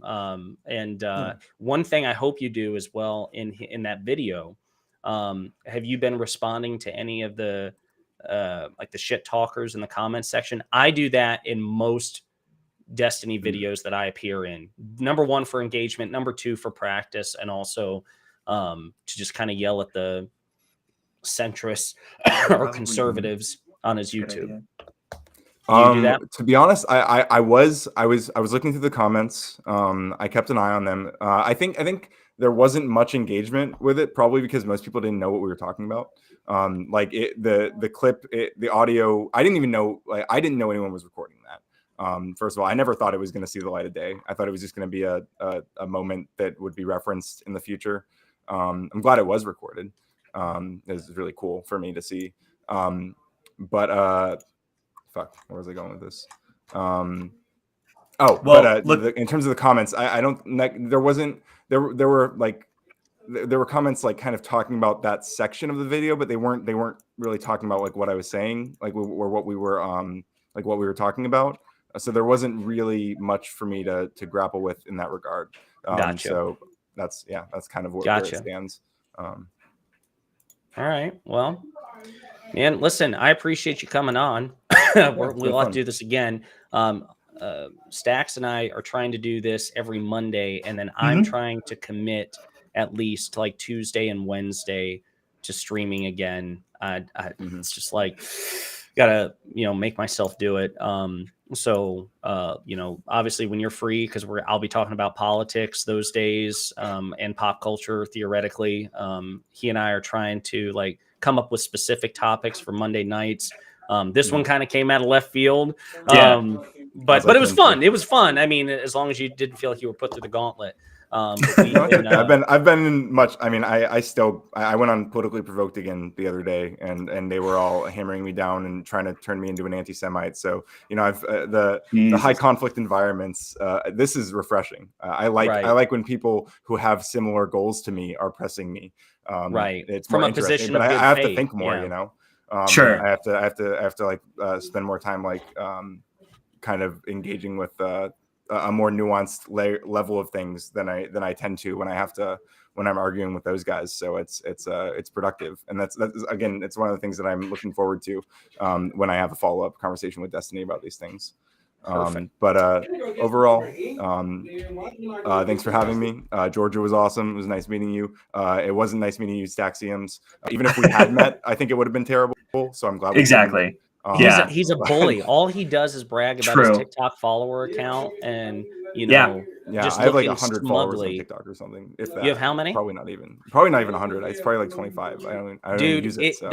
That's the way to go early on. Now, I mean, once you get past 20,000, then really any number past that just becomes irrelevant. It's all, there's really no meaningful distinctions to be made there. Yeah. Some people quibble over it, like, oh, I've got, 30,000. It's like, okay, whatever. I mean, losers.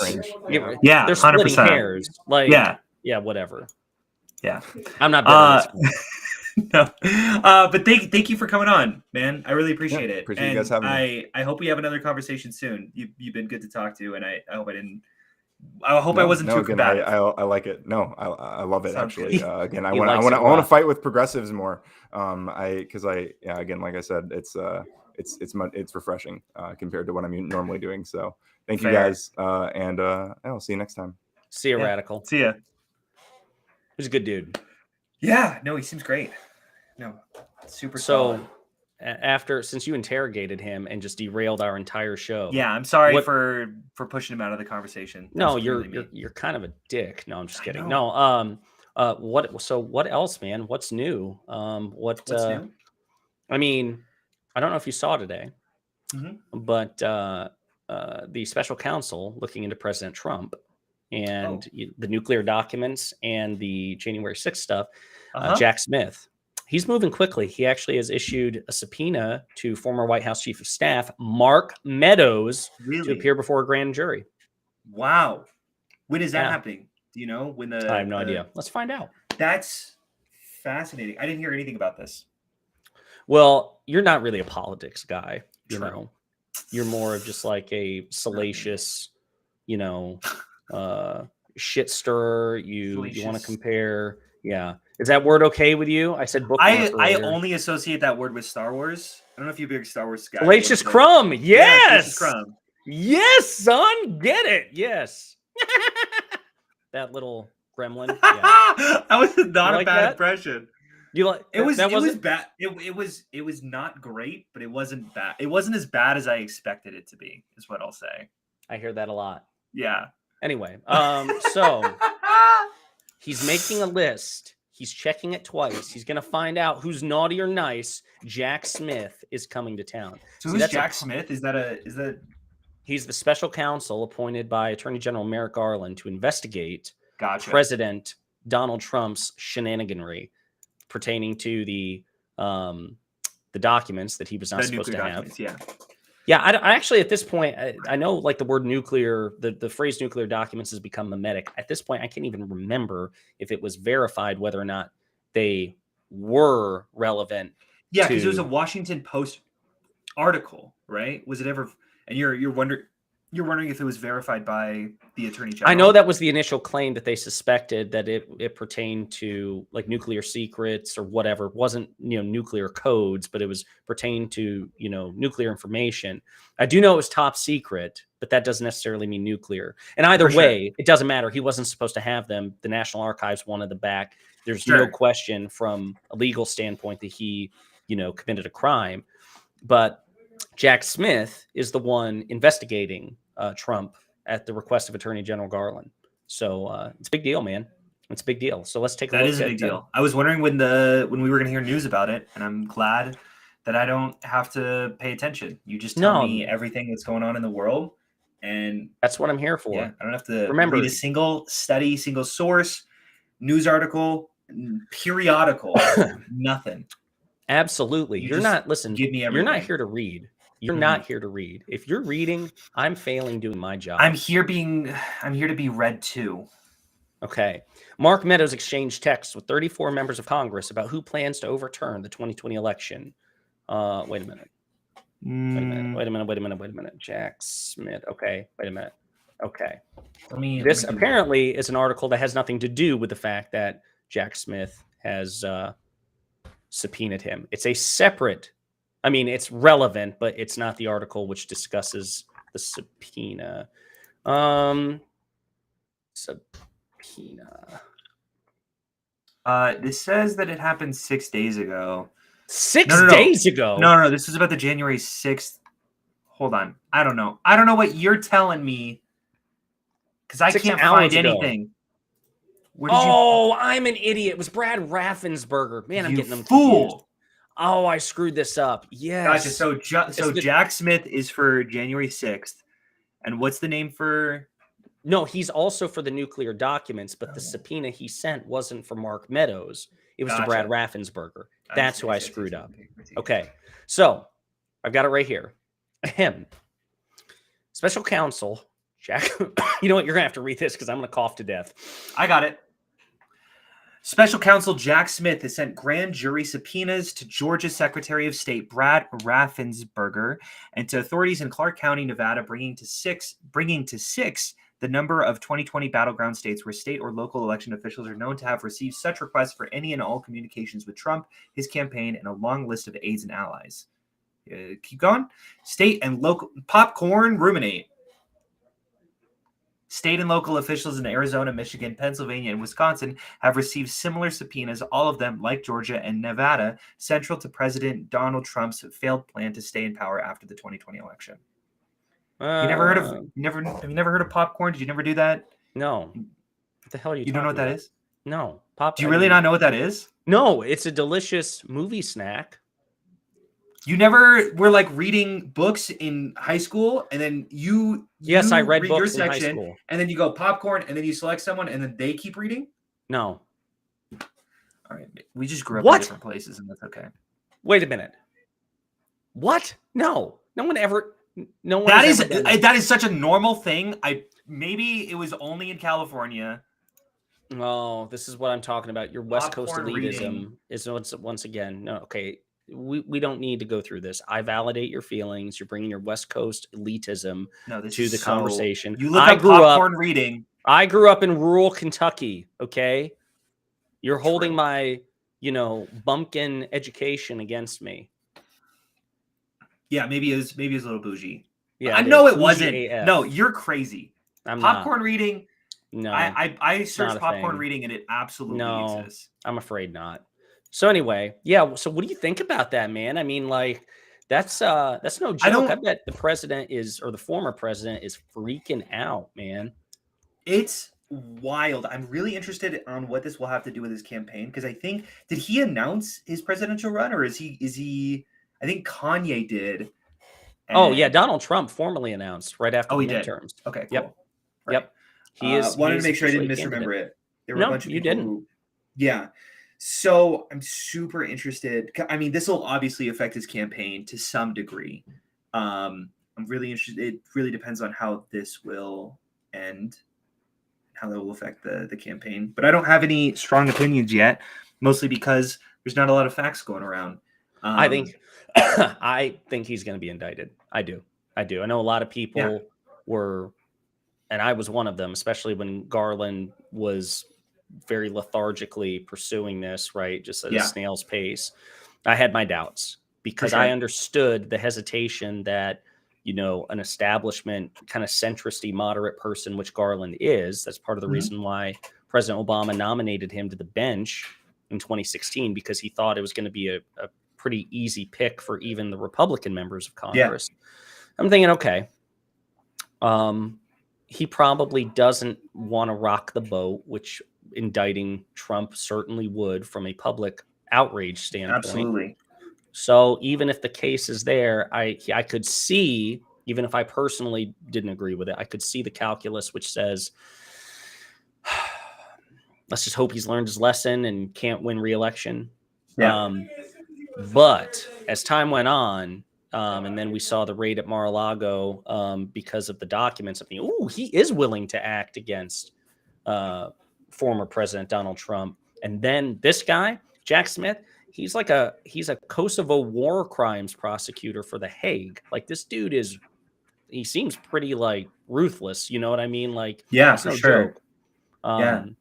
So no, I think he'll be indicted, especially at the rate that Jack Smith has been making moves. Like, for example, this is one of my favorites. Okay. Are you ready? I'm excited. I can tell that you're excited, so I'm excited. Former Vice President Mike Pence. Yes. Mike Pence says, yes, you know who Mike Pence is.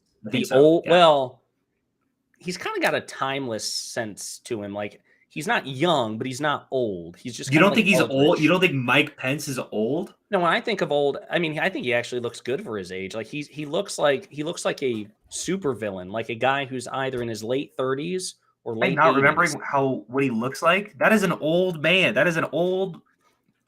All right, whatever. I disagree. When I think of old man in politics, I think of Chuck Grassley. I think of Mitch McConnell. I think of Joe Biden. I think of Donald Trump. Like, okay, there's something sinister and sinisterly preserved about Mike Pence. He looks kind of timeless to me. Like, 63 years old. Yeah, I thought he was way older. That's what I see. I don't see how you see that, because I don't think he looks particularly old. But anyway, you're wrong and I'm right. But enough of that. Well, like, Mitt Romney's like 80. Mitt Romney, weird? No, he's not. Is he? Yeah, he's like insanely. He's like as old as Joe Biden. No. What? Let me pull it up. I'm gonna double check. He's Trump's age. He's 75. He's a few years younger than. How old is Biden? He's 80. That's Biden's age. Okay, that's the same. I feel 75. fine. I feel fine calling a 75-year-old the same age. See, this is why I don't ever want to hear about our different follower counts ever again, because numbers mean nothing to you until it's about our damn follower count. But if you look at everything to you, true. But if you look at this guy, you're not like, that's a 75-year-old. No, he looks good for his age. Yeah, that's all I'm saying. This is so immaterial to the conversation. I wanted to hear what you were excited about. I'm sorry, I'm not about just objectifying, Republican and Democrat politicians like some deviant like you. Oh, I will absolutely objectify. Most fuckable, Mitt Romney on the list. He's on the list. He's worth considering. He's obviously not top. Yeah, but your list also includes Ted Cruz. Not so just what? Ted Cruz. Wait a minute. Not just Ted Cruz. Yeah. But Ted Cruz with the piece of, you remember like that pustule that just like hung out there. I think it's fun to have something to just little morsel to taste on. Oh God. Oh, is that too much of a visceral? That was a little too visceral. No. A little too visceral? Yeah, no. That's that was like a softball dangling from his mouth. Yeah. And it came from his, I don't know. I want to taste it. His wife has not said that. Like, Heidi is like, you've gone way too far. So it goes Romney, hear about his daughter? Cruz. It goes. Did you hear about his daughter? Ted Cruz's daughter. Yeah. Good point. No, did you? No, I didn't. What? What happened with Ted Cruz's daughter? She made a suicide attempt. Oh, Jesus Christ! She's like 16 years old. Okay. What are you laughing about? Jesus Christ! You're the one who's making inappropriate comments. I'm making a comment about his pustule on his lip. You're making a joke about his 16-year-old daughter's suicide. I did not make a joke. We were talking about Ted Cruz. Then I mentioned Heidi, his wife, And then I was like, oh, speaking of Ted Cruz's family, this was all over the news. Did you hear about Ted? I'm gonna be that Libby. I'm gonna be that big old liberal, the big old cringy little boy, and say, you know what? Maybe I don't want to talk about a 16-year-old suicide and put that as news. Is that okay? It's all over the news. I'm gonna say that. It's done. Maybe I'm a little uncomfortable with commenting on a 16-year-old. I think it's incredibly sad. She was the one who came out. It didn't sound like it. I would love to rewind the tape, and you're giggling a little bit. No, I said if you heard about Ted Cruz's daughter and you were listing Ted Cruz's daughter, and I'm like, no, you don't, you clearly have not heard. I didn't know her age, to be fair. I didn't know she was 16. So she apparently came out as either bi or gay earlier this year. That is sad. And then she Ted Cruz is a father. Yes, he's very openly anti-LGBT. Like 100%. One of probably not the most, but one of the most bigoted senators. Yeah, I can't imagine. Like so that happened earlier in the year, and then apparently it's the same daughter who made an attempt on her life. And the thing that's infuriating is Candace Owens has the temerity to be like, everyone, if you can't express some support for this young lady, you need to blah, blah, blah, blah. You need to keep your mouth shut, or you need to express support. But it's like everyone was expressing support. Like nobody, no prominent leftist or Democratic account on Twitter or anywhere else except for Rum1n8, who was giggling to himself when he mentioned. Are you? That was my person. I felt like she was going to do something silly on Twitter. That was the mood that we were in, that I felt moving into this story. You got to be prepared for these hard turns, buddy. I'm not prepared. When we go through this hard turn and I'm like, oh, hey, maybe I don't want to have a conversation about this. Maybe I don't. We're having it anyway because Here's what I'll say. I am so sorry that someone has to go through a life where they feel questioning about their sexuality under an aggressively conservative parent and has had suicide attempts. And you know what? I'll say it. That's kind of my story too. Like that's a hard thing that I don't know. I really resonate and I really feel that. And I think the worst thing that I could possibly have gone through as a kid when I was going through that was some fucking news headlines about it. Like, oh yeah, if it was a debate on, like, I don't know. So I'm, I don't know. I think it's wonderful that she got so much support from, like pretty much every corner of the media and every point on the political compass. It was unlike the situation with Speaker Pelosi's husband, which was met with mockery from conservatives. And I didn't expect anything else from the Democrats in this particular story. I expected them to express empathy and support for Ted Cruz's daughter, which they did. But for me, I just remember reading the Candace Owens thing, and I'm thinking everyone is expressing unmitigated empathy for this woman. To be kind of fair to conservatives, a tiny bit. Hear me out. People knew Paul Pelosi and disliked him already before the attack happened. People know him for being the insider trader. That's what people know him as. When you think Paul Pelosi, that's what you thought before the attack. I'll be honest with you, I forgot about that. No. Like now saying it, I actually kind of forgot about that. Fair. But I don't think that's why. I think that. Well, I think when you already have someone who you dislike, and they have them specifically have something that you really dislike. Like, one, that's an 80-year-old man, so I care a lot less about making fun of him or having news headlines on him. Two, if it's I'm a little bit more cautious about self-inflicted attacks or self-inflicted, when mental illness is on the line, broadcasting that. So I do think the situations are not exactly comparable. Paul Pelosi was widely disliked. Him specifically, not just his relationship with Nancy Pelosi. He's older and he was attacked. I think that if we're comparing the way that people have responded, just given the facts of the matter and not looking left versus right, I would expect way more support for the daughter than for the husband. Does that make sense? Well, no, it doesn't make sense that you're Okay. celebrating a vicious attack on an octogenarian. That's what I was. Yes, no, you were. You So figured it anyway, those of us who are not maladjusted, no, I mean, sure, I agree that you can have disparate or different levels of empathy for a variety of reasons. One's a minor, one's an old person. Yeah. One, as far as we know, has no history or record that would make them unlikable. We do have publicly known facts about the octogenarian, which are, make that person not likable. But I don't think that's why many conservatives mocked or made light of Paul Pelosi's attack. I think it was because there's just a mean-spiritedness in the conservative movement, generally speaking, that is not as prominent on the left. I would disagree with that, but I would agree with that, but I would agree with that. Chill. Your other way, pointing the wrong way. There you go. Yeah. I would agree with that, but I wouldn't use this specific scenario to highlight that discrepancy. Well, because I think that you could point to a lot of external factors and say, okay, this is very different. Well, no, I mean, again, I didn't realize I was talking with somebody who enjoys, celebrating. I do, and I didn't realize I was talking to someone who celebrated a 16-year-old suicide attempt. So you were talking with yourself, were you? I was. I do a lot in my head. Yeah, it's a dark space, but it is. It's scary. You need to find that tweet by Candace Owens. It's just madness. But so Vice President Pence getting all the way back. Aaron Simpson's. What up, Rum1n8? It's Feznet. Was good seeing you in Georgia. Thank you, Fez. Who's Aaron? Why didn't you introduce me to him? I was in Georgia too. Fez. Guarantee you met Fez. Oh, maybe, but he doesn't. Okay, maybe. Do you remember?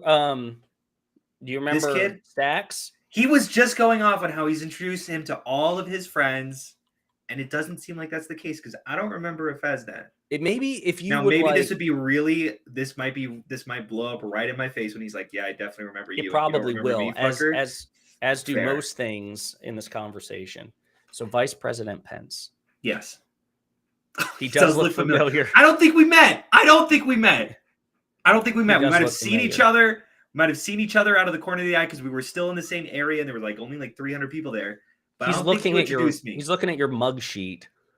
I don't think you introduced me. Mugshot.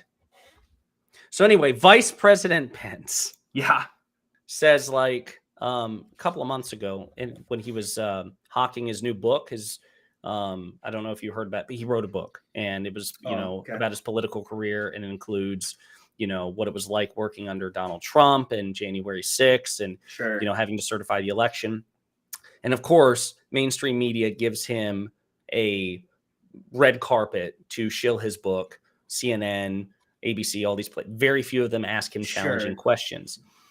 One challenging question was, Mr. Vice President, the January 6th committee is wrapping up and they have expressed interest in having you testify and you've not done so. Would you be open to that? And he basically said no. He's like, separation of powers. I don't think it would be appropriate for a former vice president to be hauled in front of Congress to give testimony. What's he say here? Granted, it was basically a convention of roughly 5 to 6 foot white passing dudes with glasses. So completely understandable. Omega lol. Well, I am not a 5 to 6 foot white passing dude with glasses. I am 6'2". So watch it. So it is. If you watched me and him next to each other, I was like a foot taller. Who are you talking about? I just want to stunt on him. I just want to stunt on you. I think it's. You know what? Stunt on this. It's my little. Here. It's my stunt little. On this, buddy. Right here. That's my little foreplay that I have. Yeah, with you. That's what I thought. I just get it. Reminding you that I'm better than you. Anyway. In all ways. Thank you. Especially TikTok follower counts. True. So, anyways. Yeah. He cites separation of powers. He's like, and he says Congress is not entitled to my testimony, which I thought. Sure, but what does that have to do with separation of powers? That's not a fucking. That's not a. It's not a check and balance that exists. Is that the president can't testify? Oh, sorry. Right. Now, So, and I genuinely wrestled this. I actually talked to a buddy about this after the interview. I'm like, you know what?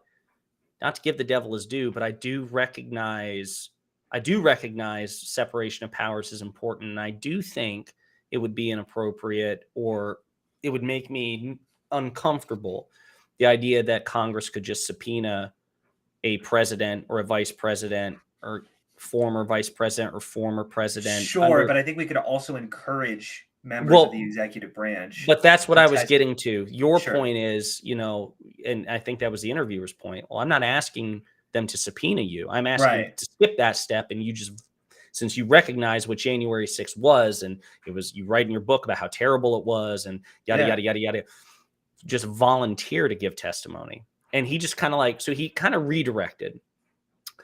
But that was his argument, was separation of powers. That's why that's why Congress isn't entitled to my testimony. So then a week later, Attorney General Garland announces that, again, this Jack Smith guy will be investigating Trump for the documents and January 6th. And so then one of the first things Jack Smith does is he reaches out to Mike Pence and was like, hey, I'd like to depose you. And that's executive branch, baby. So it's like, I love it. Like, I'm not going to comply with Congress because separation of powers, F you. Okay, well, you're going to, yeah, exactly. You're going to listen to the DOJ. Right. So it's not a subpoena. Mm-hmm. I think Smith is trying to observe some sort of nicety and like, okay, I'm not going to just haul him in under handcuffs. I'm going to give him a chance. But I like that. I like that's the kind of energy I like from this guy, because it was widely, like, he had to know because it was all over the news that, a week ago, Pence says he won't comply because of separation of powers. Yeah. Interesting. Yeah. I like it. Yeah. That is good. That is good. No, I do. I think that's definitely your brand of politics, is a little cutthroat. With the modern day GOP, abso-F. No, 100%. I'm not criticizing it. I'm just saying, if I could describe Rum1n8's politics, it's like cutthroat progressive. That's the label I would give you. I love it. Do you think? I've asked Destiny this. What do you think of what some people have said? Like, I think it was Geraldo Rivera, who thinks that if Trump is indicted, or no, regardless of whether or not he's indicted, that Biden should pardon Trump. Oh, fuck off. Fuck all the way off.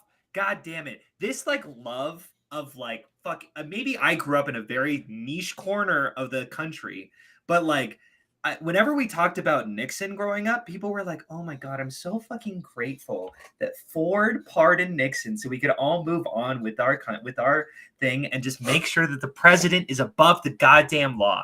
No, fuck all the way off.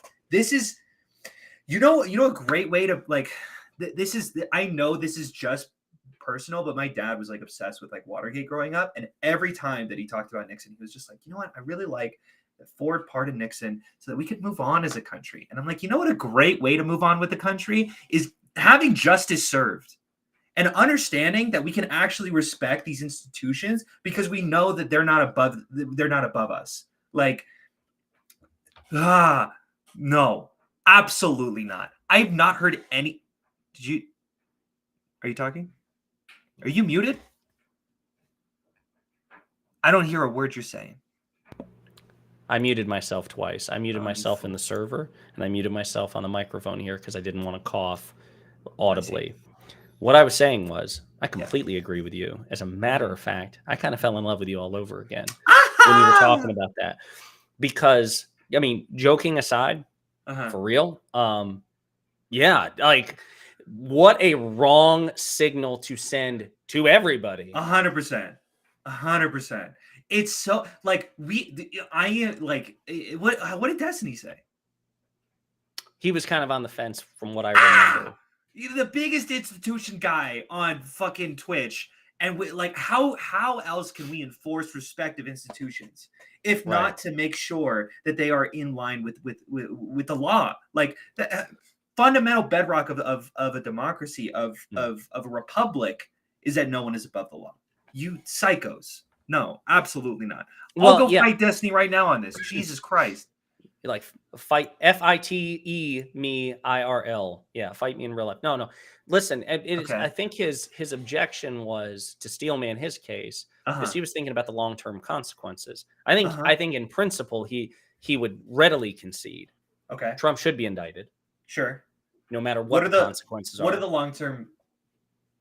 What could Trump should be indicted no matter what the consequences are, and he shouldn't be pardoned if he's found guilty, no matter what the consequences are.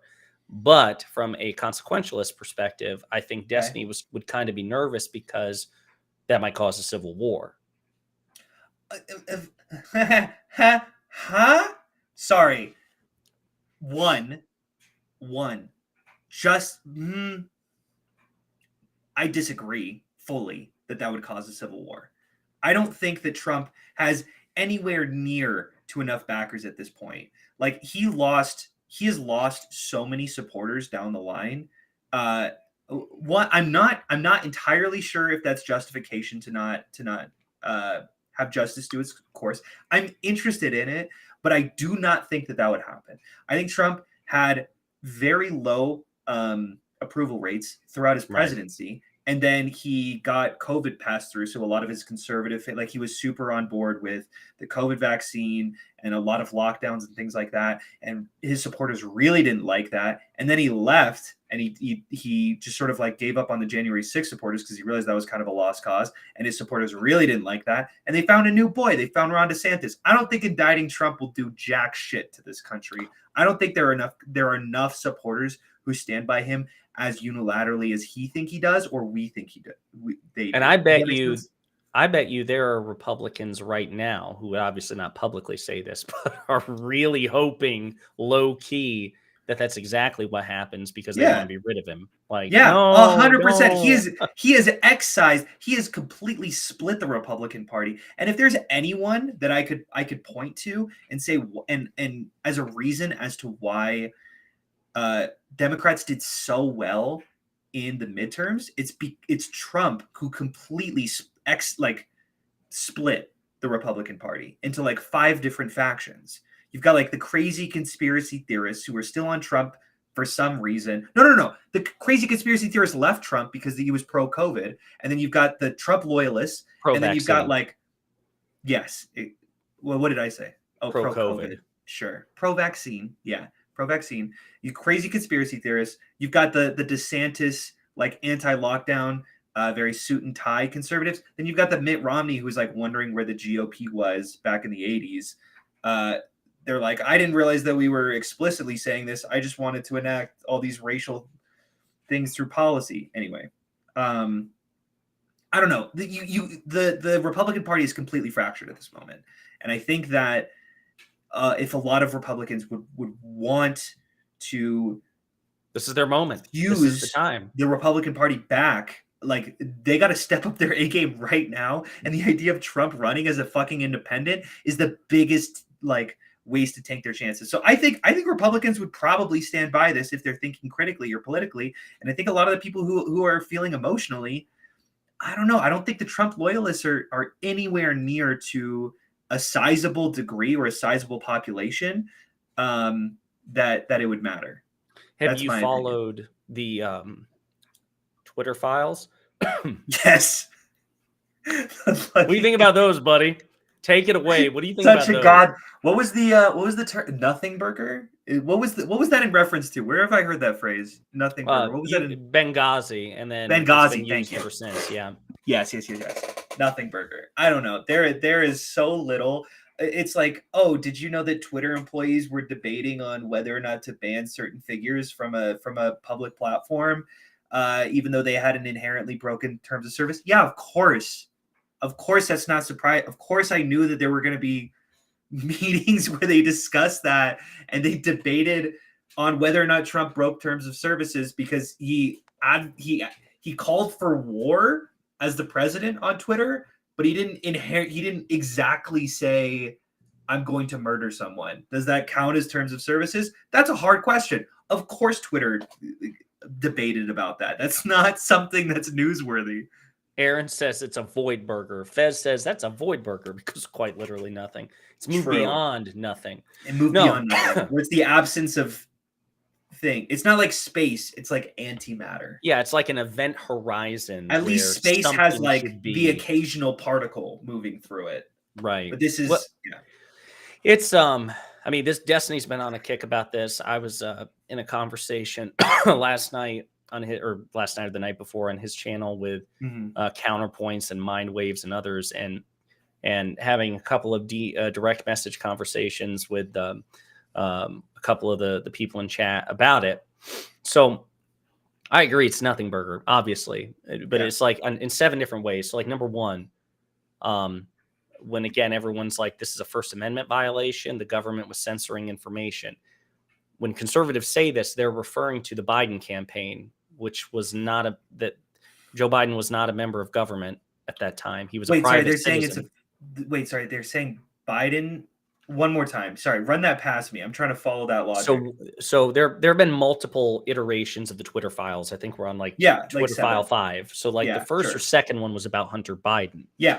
And it was Matt Taibbi who released it. Yeah. And right wingers were saying government agents, the government, in a violation of the First Amendment, tried to censor the Hunter Biden story. Wait, what did government officials do? Nothing pertaining to the Hunter Biden story. Oh, gotcha. Now, because it's about a political figure, they're like, oh, there's government pressure. Well, that could be honestly. No. Honestly, that could be it. Or it could be that they just don't know how time works because they think Joe Biden is the president now, even though they would also say he's not because of either dementia or because this has happened. Whatever. This happened. Did you see Elon Musk tweeted a picture where he's like, it was like Biden talking about how pro lockdown he was. And I'm like, he didn't institute any lockdowns. That? What the fuck are you talking about? That was Trump. He didn't institute one lockdown. Not one. Are you just like on this anti-liberal arc where you just try to think of something bad and you're like, okay, who's in power now? It's the thanks Obama all over again. Like, Jesus Christ. No, it is. It so is. Over it. I think these guys just forget how time works. Legitimately, they've fractured from the timeline. Right. No. They're existing as a fifth dimensional being. Yeah, there's so many timelines. Like Joe Biden was there for every single bad moment in the history of the United States. True. You know what I mean? Like Joe Biden was president when the Japanese bombed Pearl Harbor. Exactly. Joe Biden was the one who messed up the Iran-Contra, hostage exchange. Like, it's just everything. Joe Biden was president during 9/11. Joe, you know what I mean? Like, that's how 100%, that's how their brains work. And so it's like number one, the Biden campaign requested 4 tweets be deleted because they had links to Hunter Biden's penis. Yeah. And then, by the way, fair thing to ask for. Yeah, hey, I'd prefer my son's junk not. Yeah, and I remember there was conversations happening on Twitter about whether or not to censor that or not, which is a fair question considering it's newsworthy. And I'm sure that if you pull back and go to Anthony Weiner, whenever that was a thing, the exact same conversations happen. Right. It's newsworthy, but Hunter's it's Weiner or Anthony Weiner. These conversations. Yeah. No, it's not fun. The Weiner, Anthony Weiner joke. So overplayed. Unbelievable. You don't have to be a dick about it. I will be. That is okay. That one was good. I like it. I like it. All right, you brought me back. But yeah, and we also learned that the Trump administration had also made contact to Twitter during 2020 to request certain things be removed as well. Based. Hogs out for Hunter. Also, my name is Hunter, so I know Josiah thought that and it was looking at that and being like, true. Actually, I was just laughing at the name, at just the Hogs out for Hunter. You didn't think about me at all? Not even a little bit? Did I think about you or your hog? Either. You'll have to see the after show for that answer. But for real, I'm just gonna leave this up, by the way, because it's great. It's a beautiful lower third. But no, so the whole thing has just been wildly mischaracterized from the beginning, and I love how conservatives are so desperate for the dunk here. Because the other thing, in getting back to the discussion I had with Destiny Counterpoints and Mind Waves and a couple of others, we know from last year that Twitter's algorithm amplifies right-wing content and right-wing news sources to a greater extent than left-wing content and left-wing news sources. Yeah, there was also the there was also the conversation about how this was ages ago. This was like 5-6 years ago. But there was this article that was written about how conservative leaders tend to escape sort of loopholes, or sorry, like when they breach terms of service, they won't get censored or they won't get deleted because they're like public servants or whatever. So a lot, and like if you look at the people who have escaped the terms of services, it's disproportionately like conservative political pundits. Well, yeah, I think it's, and that was kind of the case that we were all trying to make with Connor the other night. It's like, dude, sorry that there's a high correlation between conservative Twitter users and TOS violations. 100%. I wonder why. Right. No, and so they're all bigots. Every single one of them. There is a disproportionate concentration of bigotry. Thank you for correcting the Republican Party. But no, I mean, because the other thing too is like, but they'll use these cherry-picked examples, like this account, this account, this account, and this account, according to the Twitter files, you know, were listed under like a search blackout or whatever. And it's like, okay, I don't think anybody disputes or ever contested the idea that some conservative accounts probably were censored or like reduced, like algorithmically, you know, reduced or suppressed for whatever reason, either because that they were, you know, committing TOS violations or that their content was flirting with TOS violations, whatever. Yeah. But that does not contradict the overall trend, which we know to be true from an internal audit done by Twitter, and the study was published in a peer-reviewed academic journal, PNAS, which now saying it kind of sounds like penis, but that's not a joke. Hogs out for Hunter. That's so fun. Yeah. This is not a joke. I'm diagnosed with PNES, which is it's a form of seizure, and I think it's so funny that my doctor gave me penis. You're allowed to laugh at it in case you're wondering. Are we referring to your dentist, correct? Huh? I'm implying that your dentist gave you penis. I already said doctor. I made this joke already. No, you said doctor. I know. So why? Because it's an epileptic condition, right? It's and actually. Do you know what? Do you know what NE stands for? It's non-epileptic. So shut the fuck up. You don't know anything. You don't know a goddamn thing. You would be diagnosed by a physician. And so when you said doctor and not physician, gotcha. I made a joke that it was your dentist because it couldn't have been the psychiatrist, because the psychiatrist is a reasonable example. And then if I say dentist, it hints to everyone, it actually wasn't someone who diagnosed me with this shit. Or that you have some sort of deviant, perverted relationship with your dentist, even though they're supposed to be the Hippocratic Oath separate. You don't understand. It's so if anyone got that, humor to you. Props to you. Everyone got that. It was. Do you know what NE stands for? It's like, for example, non-epileptic. You said I have epilepsy, and I wish you. I hope you recant that. You don't have epilepsy? You don't know anything about me. You don't have epilepsy? I don't have epilepsy. That is if you had epilepsy, I would have been like putting a strobe light in your. Jesus Christ! Yeah, you dick. That's so aggressive. That's what you're gonna force me to seize. I didn't say that. I would just throw a strobe light. You said you would if I could. I mean, I regret nothing. You were a dick to me on the Georgia trip. You've been a dick to me ever since. That's a psycho thing to say. No, if I could have, I would have been like, Shelby, open the door. I'd have rolled in a strobe light and then shut the door. Yeah. Jesus Christ. Yeah, you deserve it. Let me just point out two quick things that you've said these 2.5 hours you've been streaming. The first thing, you think it's funny when 16-year-olds try to kill themselves. And second is, if people had epilepsy, you would force them to seize. No, I'm just glad that you care about ableism on this progressive. Not people, you. Sure. You in particular. Sure. Now, people that I had a baseline level of empathy for, who weren't constantly verbally and emotionally abusive to me, I would not do such a thing. You were nothing but a dick. Mm-hmm. What were we talking about? My dentist. That was 7 tangents ago. We need to go back to Hogs Out for Hunter. Hold on. No, we were talking about the Twitter files. That's what we were. Oh no, but I mean, you know, I mean, it's just it's bullshit, and it's so funny. Man, you look at Fox News's YouTube channel. It's just everything about the Twitter files, the Twitter files, the Twitter files, the Twitter files. There's this great tweet. I think it's by Sean, who I usually don't really like, but he made this fantastic. Sean, he's a YouTuber. Oh, I didn't know if it was actual justice warrior or.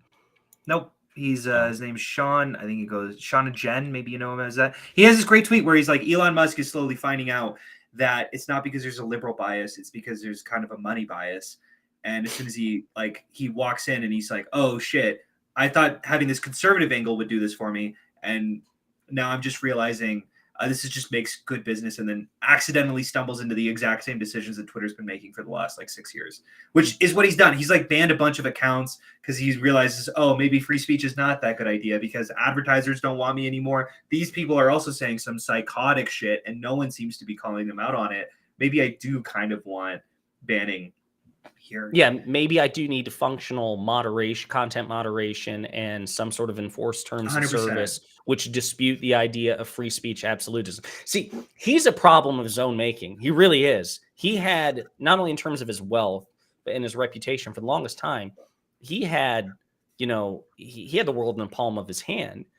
And he is just deliberately, because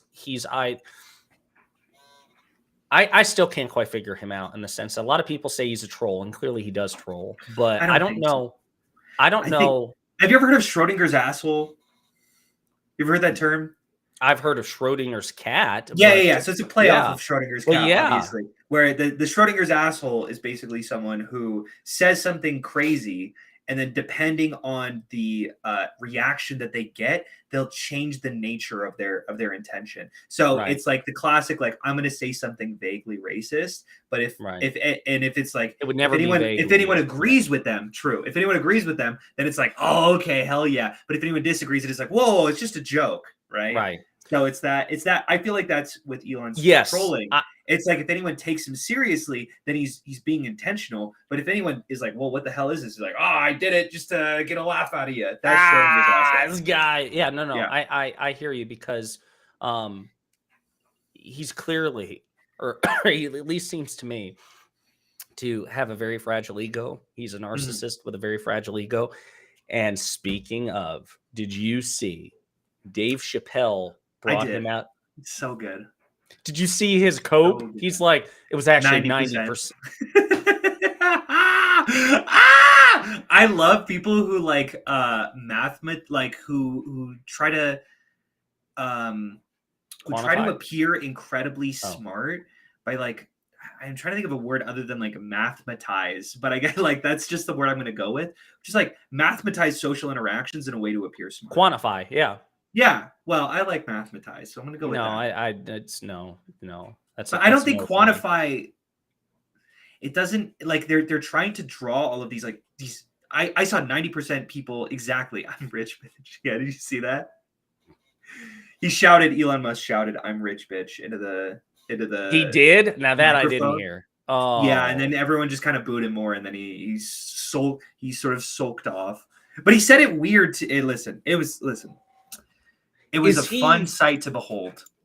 Do you feel comfortable using this particular word to describe him, which is loser? I know it kind of seems counterintuitive because he's the richest man on earth and he's so powerful. Care. Loser has nothing to do. I'll call my bosses losers behind their back. To their face. Yeah. To their face, son. True. No, yeah, they're succeeding more at life, but that's loser behavior if you ask me. No, which 100%. Makes them in a way an even bigger loser. Facts. Right? Who gives a shit that much about money? Fucking loser. Honestly, I mean, I feel like I could apply the term loser as long as we don't use a monetary analysis of people's success. Because as soon as I point out the fact that the amount of anti-trans hate that he's been spewing on Twitter, and then you find out he's got a trans daughter. Speaking of people who are ostracized by incredibly conservative parents, that poor. Oh wait, that's not a meme. He actually does have a trans daughter. Correct. Oh my God. And she's completely isolated contact from him, and has spoken out pretty heavily against him. It's honestly, I wish it were a meme. I wish it were a joke. It's like, damn, that's hard to hear. I did not. I thought that was like a meme, something like, if you had a trans daughter, she'd hate you. No, he does have a trans daughter, and she does hate him. And then Grimes dated Chelsea Manning, like, as soon as he broke up with her, like, or as soon as they got a divorce. I don't know if they were ever married. Like, it really feels so spite-based. Yeah, gotta love how he thinks Chappelle's fans are woke. Didn't Chappelle such a goddamn good comment.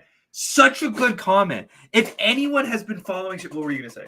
Well, no, I was gonna say, didn't Chappelle try to kind of like save him? Oh yeah, very much so. He was absolutely on his side, and like, Chappelle is known for being edgy, like, especially now, 2022. Like, maybe back when the Chappelle Show was running, you might get some like, but even then, he poked fun. Like, it was so very clearly I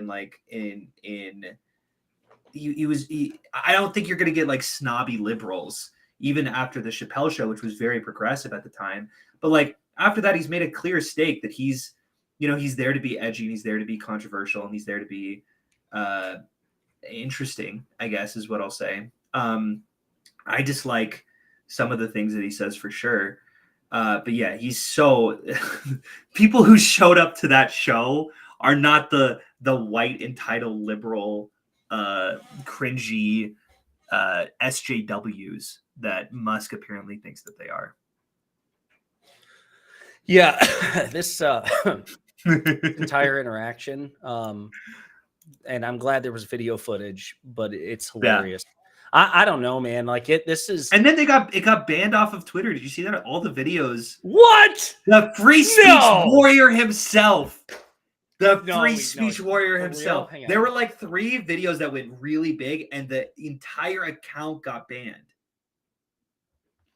And then the pushback happened, and then the videos resurfaced. But the first, I think 2 or 3 accounts that started pushing those things. Yeah. Wow, Elon Musk just suspended a Twitter account that shared a video of him being booed at a Dave Chappelle show in San Francisco. Yes, he has the right to do it, but don't pretend to be a free speech absolutist. Absolutely. First two posts of videos got banned. Yeah, I think I said 3. But yeah, the free speech warrior himself, as soon as they realize that criticism also includes criticism of him. That is I cannot wild, with this man. fucking guy. That is wild. Man, okay, Christ. Let me tell you, Destiny's getting a lot of shit for beating up on Elon. So it's Destiny's getting shit for beating up on and his man. Look on any video where he criticizes Elon. Gets spicy. And that was the thing. And because a lot of his followers are tech bros, is that the idea? Is that why? Do you think? I mean, I'm trying to figure this out. Especially on YouTube. I mean, Destiny's audience, still left leaning, certainly, but his YouTube audience, I mean, he's got a prominent wing of people who watch because he's considered the reasonable lefty until he criticizes a right winger, right? Like, it's funny. It's funny seeing like people. I'm going to send you a link to the video where Destiny goes over the Twitter files. It's less than 20 minutes long. And if you look at the comments section, holy shit, dude. I mean, I have the same phenomenon, honestly, whenever I'm not to the same extent, but a lot of the time where I'm like talking about progressive issues and like communists jump in my comments, and I'm like, whoa, I'm not one of you. And then I criticize communists, and then like all of my comments are just overloaded with a lot more dislikes. So I think that's a fairly common phenomenon. Oh, like, yeah. You stick a stake, and everyone who agrees is shocked that you don't just fully line up with everything that they believe. Right. Well, to me, the funnier thing on this is because to me, it makes even less sense. To me, what you just presented about communists sensing that there's a kindred spirit there, only to be rudely, disabused of that notion. Yeah. To me, at least, it's understandable because you are an outspoken lefty, right? I would at least understand why a communist might catch you at the right time and think, for sure. No, yeah, comrade. my biggest videos are like about racial social issues that communists 100% agree with. So right. yeah. But Destiny, like conservatives who think, and this was my beef when people like, you know, you're turning lefty or what, like you look at these comments, they'll talk about how he's becoming the blue hair suits you, Destiny. You're an SJW, like all these things. It's like, dude, if you had been paying attention to his body of work and all those other videos, yeah, he went through a centrist arc, which I'm glad we're out of, you know. But Destiny has never been conservative, or at least not in the past few years. He is for sure, but I also he is a understand creature getting him, of the left. I'm also understandable of people catching him at the wrong time and being like, "Oh, that guy's a fucking conservative." If I've ever seen one. Maybe I'll say is I love it that they're like, what? You'll criticize Daddy Elon, Daddy Peterson, Daddy Trump? You think that you know, I mean, yeah, for a social movement that apparently rejects polyamory and homosexuality, these guys have these kids have 3 daddies, right? Yeah. Concurrently. It's an interesting like juxtaposition there. And yeah, like the you didn't even mention DeSantis. That's their big daddy. He's getting to daddy status, I feel like. Oh, you don't think he's daddy status already? Compared to Peterson, Musk, and Trump, no.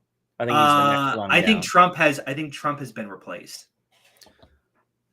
I don't think DeSantis inspires the same level of cultishness from people. He may. Sure, but he's got a much wider appeal that I hear what you're saying. All right. Speaking of wider appeal, Hogs out for Hunter. That's right, baby. That's what we're talking about. Oh, that's beautiful. That's what politics is all about. Really, at the end of the day, Hunter Biden. It's not about politics. It's that. Let me get to the punchline. God damn it, Rum1n8. Oh, sorry. It's not about politics. It's not even about people. It's not even about progress. It's about penises. Do you see how all of those were P's? It's great. I do. Nice you're little... alliterative genius. Knows no bounds. Thank you. What is your schedule for like streaming and such looking like the next 2 weeks? I want to be streaming more, is what I'll say. I really just do this Monday, but I kind of want to do it more. Here's the thing. I have more talents than just this, unlike you, who's just kind of in this politics little Ben. But I play a lot of Magic the Gathering. These posters are from Magic the Gathering. I don't know if you recognize. Play a lot of Pokemon, competitive Pokemon. It's really cool, actually. Don't judge me. But yeah, I might want to do like a gaming / politics sort of thing. Think. Could you call the stream Hogs for Hunter? I will. I'll do that just for you, buddy. I'll go truffle hunting because the name of where Staxioms come from is a blend of games and philosophy. So I kind of want to, shut the really a little pretentious, pretentious. I acceect. Staxioms comes from a blend of. I heard it as soon as fair. Yes. No, fair. No, but I want to start streaming more. Maybe I could do some like gaming things, but also like a hint of politics. Or maybe political streams. I want to get on debate streams and stuff like that. I feel like I really enjoy talking to Radical Coder. Like, because that's why you agree with like 90%, 100, I would say 99% from what I could tell from his conversation, which is not much. Yeah.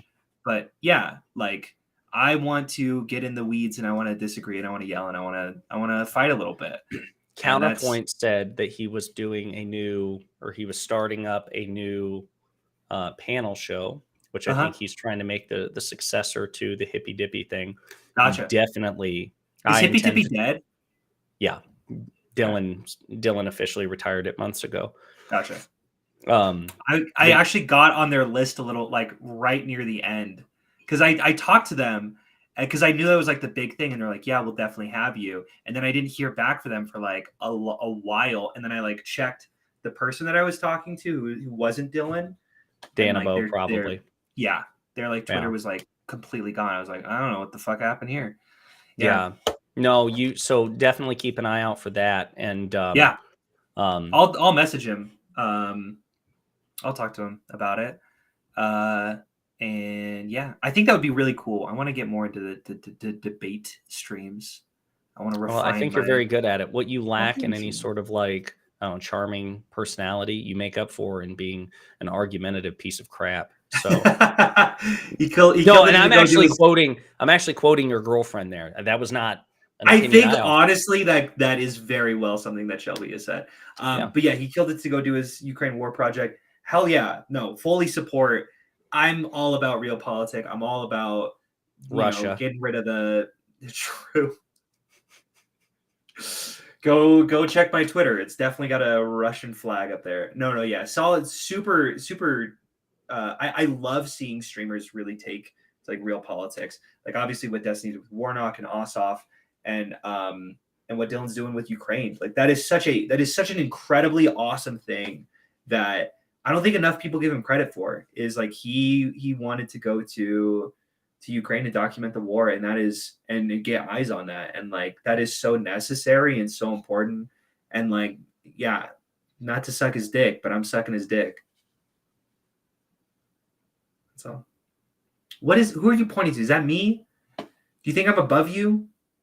Hugs out for Hunter. Facts. Well, right. Listen, I'm glad we did this. It's good seeing you again. It's been like it was last week. Yeah, but it's like an eternity, buddy. You really mean it? No, yeah, I did. Listen, but not nearly as long as actual conversation with you. Like that's like 2 eternities. You know what I mean? Like time just drags on. I love how much. Go ahead. I love how much we flip between hating each other and then loving each other. There's a great. It's really the grounds of a called "When Love and Hate Collide." Yeah, it's called a toxic relationship, and I've been talking to my therapist about it. I really don't know how. Don't do this. How healthy this is. Don't do this. You need to be keeping this stuff private, and the revelations that you guys come to. Like we talked about this. You weren't supposed. Yeah, to but like I talked to him about it, and it's a him. Like, it's a him. Is that a problem? I can get it. Thought we were taught. I thought we agreed that you would not be on the couch with other men talking about your feelings. Just my friends, you don't really have friends. This is the problem. You're just I'm sorry. They don't think that you're good for me. Not really. Because I'm better than you, probably. Yeah, probably. Maybe not in TikTok followers, but you know what? The followers in here. True. You know what I mean? The follower count of my heart vastly exceeds yours. Facts. I don't even know what that means. I don't even know what that's in. That's why I love and trust you. We've gone everywhere now. That was like 30 seconds ago. We were like having this epic fight, and now you're telling me you love me. That's just the grounds of a toxic relationship, really, at the end of the day. Before I let you go, how was the car ride back? It was miserable. Did I tell you how fucking long I drove? So let me tell you what happened. She said she drove. Pause. I need a rant for half a second. Okay. I don't know what that was. She drove from DC to Georgia, and then we drove from Georgia to DC. We had to leave early because she had finals to do, and then we woke up. We got into DC at like 3:30 a.m. or something, and we woke up at like 10 or 11 to the fact that her grandfather had died, and the funeral was happening in 3 days, and she was planning on doing the finals and then driving back home. So we're like, okay, we have to drive home now because she still needs to move back here. So we drove from DC while I was working every day because we would find a hotel. We basically had 3 days to get to Utah to drive across the country. And so what we did was she drove through the night, and then I worked, and then while I slept, and then I worked in the day while she slept. And basically it was the worst 4 days of my entire life. There were some snowstorms. We got to it was miserable, and I never want to be in a car again. And that's why I'm for public infrastructure. You're muted again, you fool. You fucking fool. You're muted yourself. I can't hear you. I didn't change a single thing. I can't hear you. Wait, can anyone else hear me? Are mine bugged? Oh, fuck.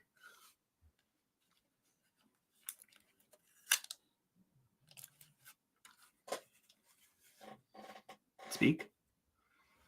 I can't hear you. Wait, hold on. Let me figure out if this is me or you. No, my headphones are absolutely working. You fool! You fool!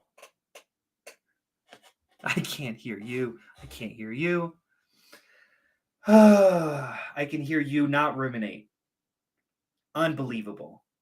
I'm so mad at you. No, 1 second. We know. I can't even tell if you're saying 1 second or pointing up like you always do. So anyway, I'm going to rant to you about public infrastructure and why it's necessary for poverty. He just left. You know why? Because he doesn't care about you. He doesn't. Not like I care about you. We can't hear you. What about now? Yes. Okay. Good work. So I want to make sure I understand this correctly. You Yeah. drove from Savannah to DC. Yes. And instead of being there for a week or two, you had to immediately go to Utah? Correct. Oh! Yeah, so we drove, I think we did the math, and it was 50 hours in 4 days. 3.5 days, really.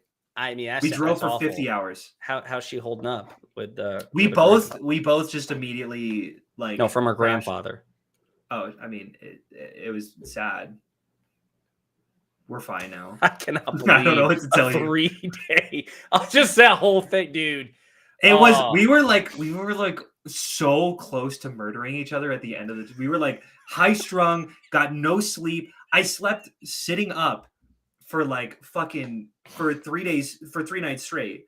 Because like there was stuff in the back of the car. I couldn't even like lift it down. I was like at a 90-degree angle. I was like trying to like go to. It was. It was so bad for like 4 days. And then she had to completely warp her sleep schedule because she had to sleep in the day. And I was still working. I was like tired out of my mind because I didn't get any sleep. And then I have to sit down and work for 8 hours while we get a hotel. And that charges us 2 days in a row because why the fuck are you getting a hotel that starts at like 9:30 a.m. and ends at 8? Like it was awful. It was very not great. So, yeah, that was. I'm like thinking about it again. I know that was like 2 You're weeks like relitigating. ago. Or it was last week. It was last week. Yeah. Yeah, it was last week. Hold on, I'm trying to think of it. I feel like road trip period. Worst road trip you ever had? No, but I don't really want to get into the Oh God. That's for next Monday's. Dude, I thought that and my eyes shut up. I'm like, no, that was. Oh God. No, well, hey, listen. On that happy note, I just want to say, Jordan and I had a smooth ride back. I'm so happy for you two. 4 hours. So happy. 4 3 hours and a half hours. God damn it! I'm so jealous. Wait, how long did it take to get to DC? Just DC. 8 hours. Yeah. And then from that to Utah, and we had to drive like around snowstorms and stuff. So it was also like an extra quite a bit. Dude, I could just see you going. It was 3 in the morning, and there was like every a fucking Republican who's like anybody who like opposes just increasing Amtrak and high speed rail and all this stuff. You're just Also, while I was canvassing for Georgia, especially in the suburb, it like radicalized me on how much I fucking hate suburbs and how much we need to consolidate our fucking housing and change zoning regulations so that we actually have enough room for people. This trip pushed me so hard into the liberal little YIMBY corner. I don't know if you're familiar with that little corner. Are you familiar with YIMBYism? Mm-hmm. I occupy it a lot. I'm a big fan of infrastructure, big hater of cars, big hater of parking lots, big lover of apartment buildings. Yes, in my backyard. Big lover of yes in my backyard. Big lover of land value taxes, all that good shit. So. Wow. Well, that's why I love Magic, because it's all about lands. That's a mechanic in Magic. I have no idea. Sorry, Yeah, I know you don't know, but I was explaining that to you. I don't speak geek. We're fucking nerds. All right, we're nerds. Well, not listen, geeks. Stacks. You watch it. Stacks and everybody in chat. It was nice talking with you guys. Yeah. And I guess we'll end on Hogs Out for Hunter. Based. Yeah. All right, buddy. Talk to you.